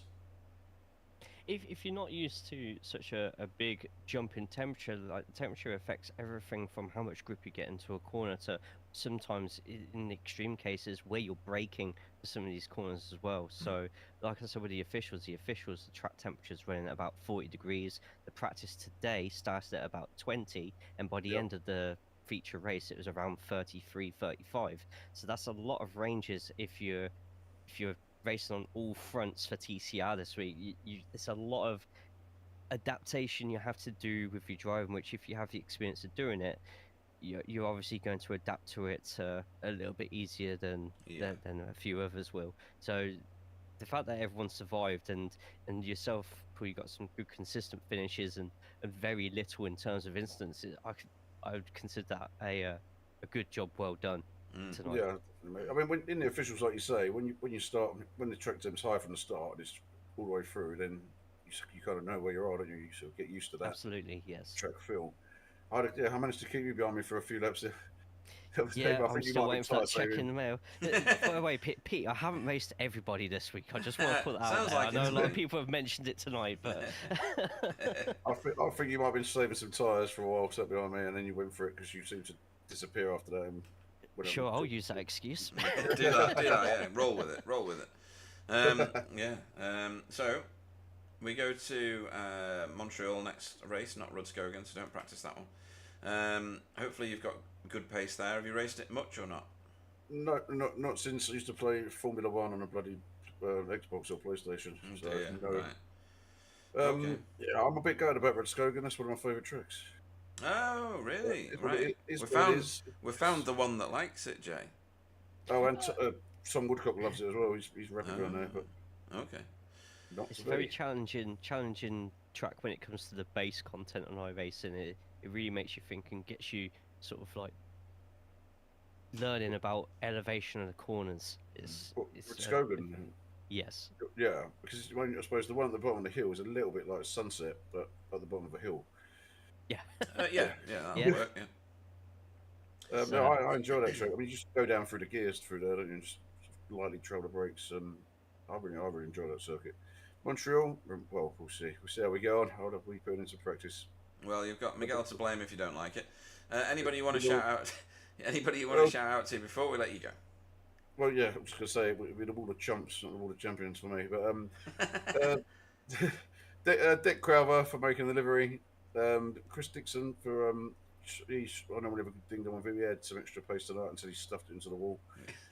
At the end, I thought we'd run out of fuel. Yeah, Silas had an incident there as well. I don't know if he just kept his foot in and thought, yeah, I'll be all right. Yeah, that one looked like the typical not noticing that you've lost all traction, and then when your wheels, well, you think your wheels are going to grip up again, you're thinking, why am I still moving left? It looked like he didn't notice the big blue and white wall on the left, to be honest. Well, yeah. You would Well, still yeah, be in the lucky. gas if you've not noticed, and that's He's what lucky. happened. Yeah. I had a good battle with David Ayres, and he actually hit me, and then he actually gave the place back. So kudos for that. All right. Yeah, Well so deck for the livery and for just being all round. No, I can't say all the word I want to use. And yeah, Mr. Lewis has stepped up a gear, so he's fair play to him as well. yeah, he really has. And Tom only murdered a couple of people tonight, so. Fair enough. In that case, I'm joking. When I looked at them, they were pretty much racing incidents. There's nothing malicious in there. So. yeah. No, but we'll make people think it is. Yeah. So yeah, we'll see you this time next week. Yeah. Thanks for having us. Awesome stuff. Paul Hurley, everybody. Take care. Bye bye. Cheers.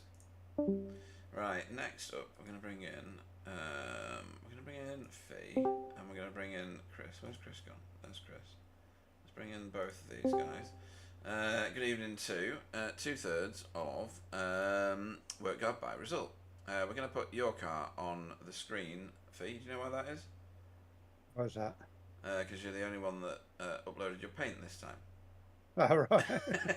So we're looking at Work Hard cars. Fee, where were you in that first race? Dun, dun, dun, dun, dun, dun, dun, dun. 26th, not on the podium, but ahead of Andy, which you were in both races, funnily enough. We saw you thrashing it out quite competitively at the start of the first race, and then you kind of faded away a little bit. Yeah, I got going into the hairpin. I got a nudge off Paul, and it threw the car sideways, and I dropped right back. Okay. Paul apologised after. I said, "Don't worry about it." So I expected it's touring cars. Yeah. So Jay, next time it's Paul Hairpin Hurley. That's what we're going to call it. Right, gotcha. Right, got you. Right, okay. Make a note of that. Make a note of that. Yeah. Yep. well, there's going to be a few, I think. So, and then it's Silas was pretty quick tonight, but just ended up with some incidents along the way. First race, he didn't do too many incidents, and you kept good pace with him. Finished about 2 seconds behind him over the line, but with your teammate, he wasn't exactly hot on your heels in the first race, was he, Andy? No, he's. I don't know what it was with tonight. Andy wasn't on the pace he normally is. But whether he hadn't done much practice or what, I don't know. Okay. And then in the second race, you both, you and Andy, I'm talking about, ended up having a thrashing. We'll come to Chris in a minute because he's got himself a class podium in the first race, but you finished ahead of Chris. We'll talk about why Chris finished behind you in a second. But you were up a massive 6 places. Now, some of those were gifted, right? by Casper, Michael, and Pete. But you were in quite some good heated battles along the route there.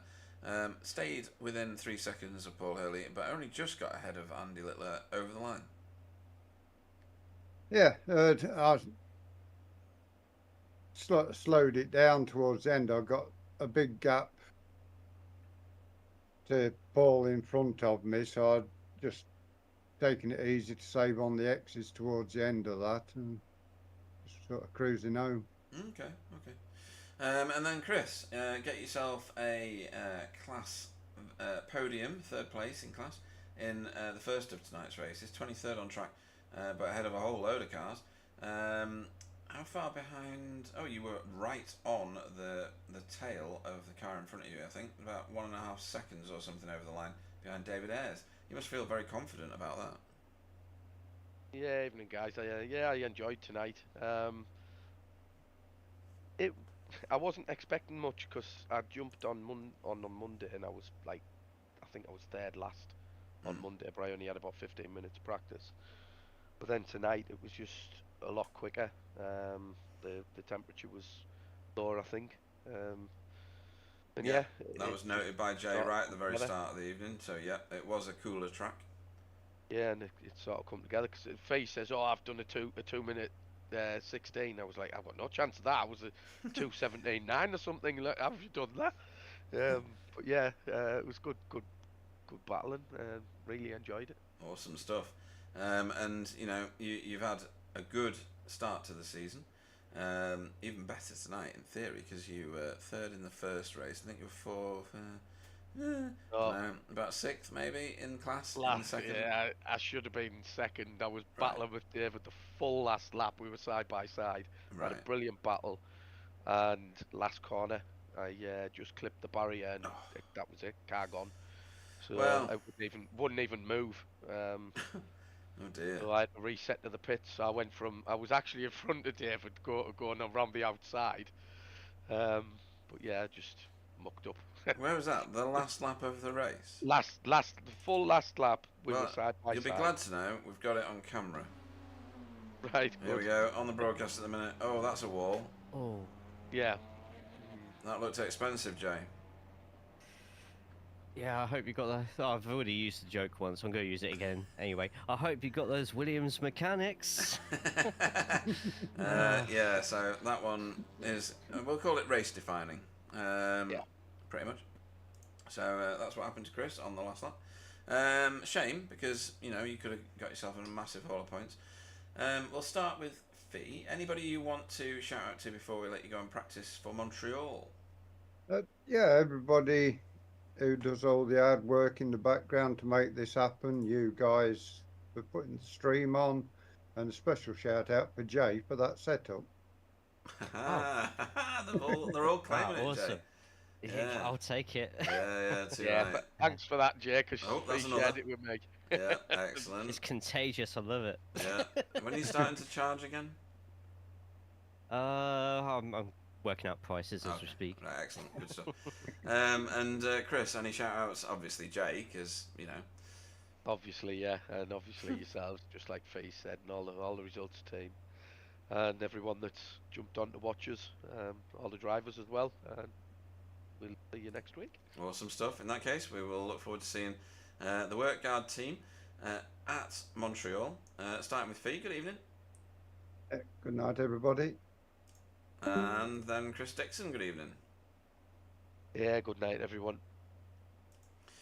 Right, Jay. We've got a difficult decision now. It's going to be a toughie, this one. There was so much going on in that race. It was unbelievable. Or those 2 races, I should say. But we've got to choose a driver of the meeting. And this one, it was fairly cut and dry for me last week. This one's a little bit more challenging. I know where my vote is going, though. I already know. This driver had more footage, I think, than anybody else in all of the races. He was door-to-door for 1 million miles. Had, all right, you could argue, well, he didn't do very well in the first race, but the entertainment value was there. And he did very, very well in the second race. Gets himself a 5th place finish. And my vote tonight is going to tonight's mighty Jamie Wilson again. Yeah, absolutely. And like you say, entertaining. So much camera time as well. In fact, probably the amount of camera time he's had tonight and at Monza will probably be more than most people getting across the entire season. Yeah, But quite possibly. very, very well deserved, especially in the machinery that is in not being the most popular car, but him definitely proving that you know some drivers can get more out of the Audi than most. And your vote, where are you gonna lay your stake? It was a very tough one tonight, just like it was for yourself. I've decided, mostly purely on the position for the first race, with it being a Geo domination, is then the best of the rest. And for race one, it was a surprising entry in that one, and my vote's going to Tom Woodcock. Yes. An amazing fourth place overall finish in the first race, and the second one just kept his head down, and even though he got ratted out by his teammate for hitting a couple of people, I'll let that one slide for now, and finished well within the top 10 for race 2. So overall, a fantastic first race for Tom. Kept his head down for the second one, and a really strong finish on that one as well. Yeah, credit where credit is due. I can't argue with any of that. That was a very well chosen vote. He did so well in that first race. It was unbelievably good. And up 4 places in the second gets him to 8th place. Top 10 finish. You're not arguing with that when you're a pro-am driver. So well done to Tom Woodcock. Hopefully he gets a points reward and comes up that table as a result. You've heard it, folks. We're going to be out there at Montreal this time next week. Hopefully we won't have to go through the pain of having to interview Wobbly again. It's just too much for me. Thank you to everybody that watched. Thank you to everybody that raced. This is still such a massively strong league. It's attracting additional drivers all the time, even though the ones that joined this week aren't here. And very much thank you to Jay and to Roger. He would have been here if he could have been. You make me more professional in the same ways that Alan did. And I feel privileged for having people willing to spend their time talking nonsense with me about these races. Thankfully, I caught the end of the races tonight, which is usually something I don't do. But thanks, folks. Stay safe, stay healthy, and we will see you this time next week. Over to Jay for his goodbyes. Yes, on a track that starts off quite cool and slowly evolve into something that you could potentially fry an egg off of. We next week decide to go across the border to Montreal, and hopefully, along with me, Roger, and Pete, you can catch a lift, and we'll see you all on the track.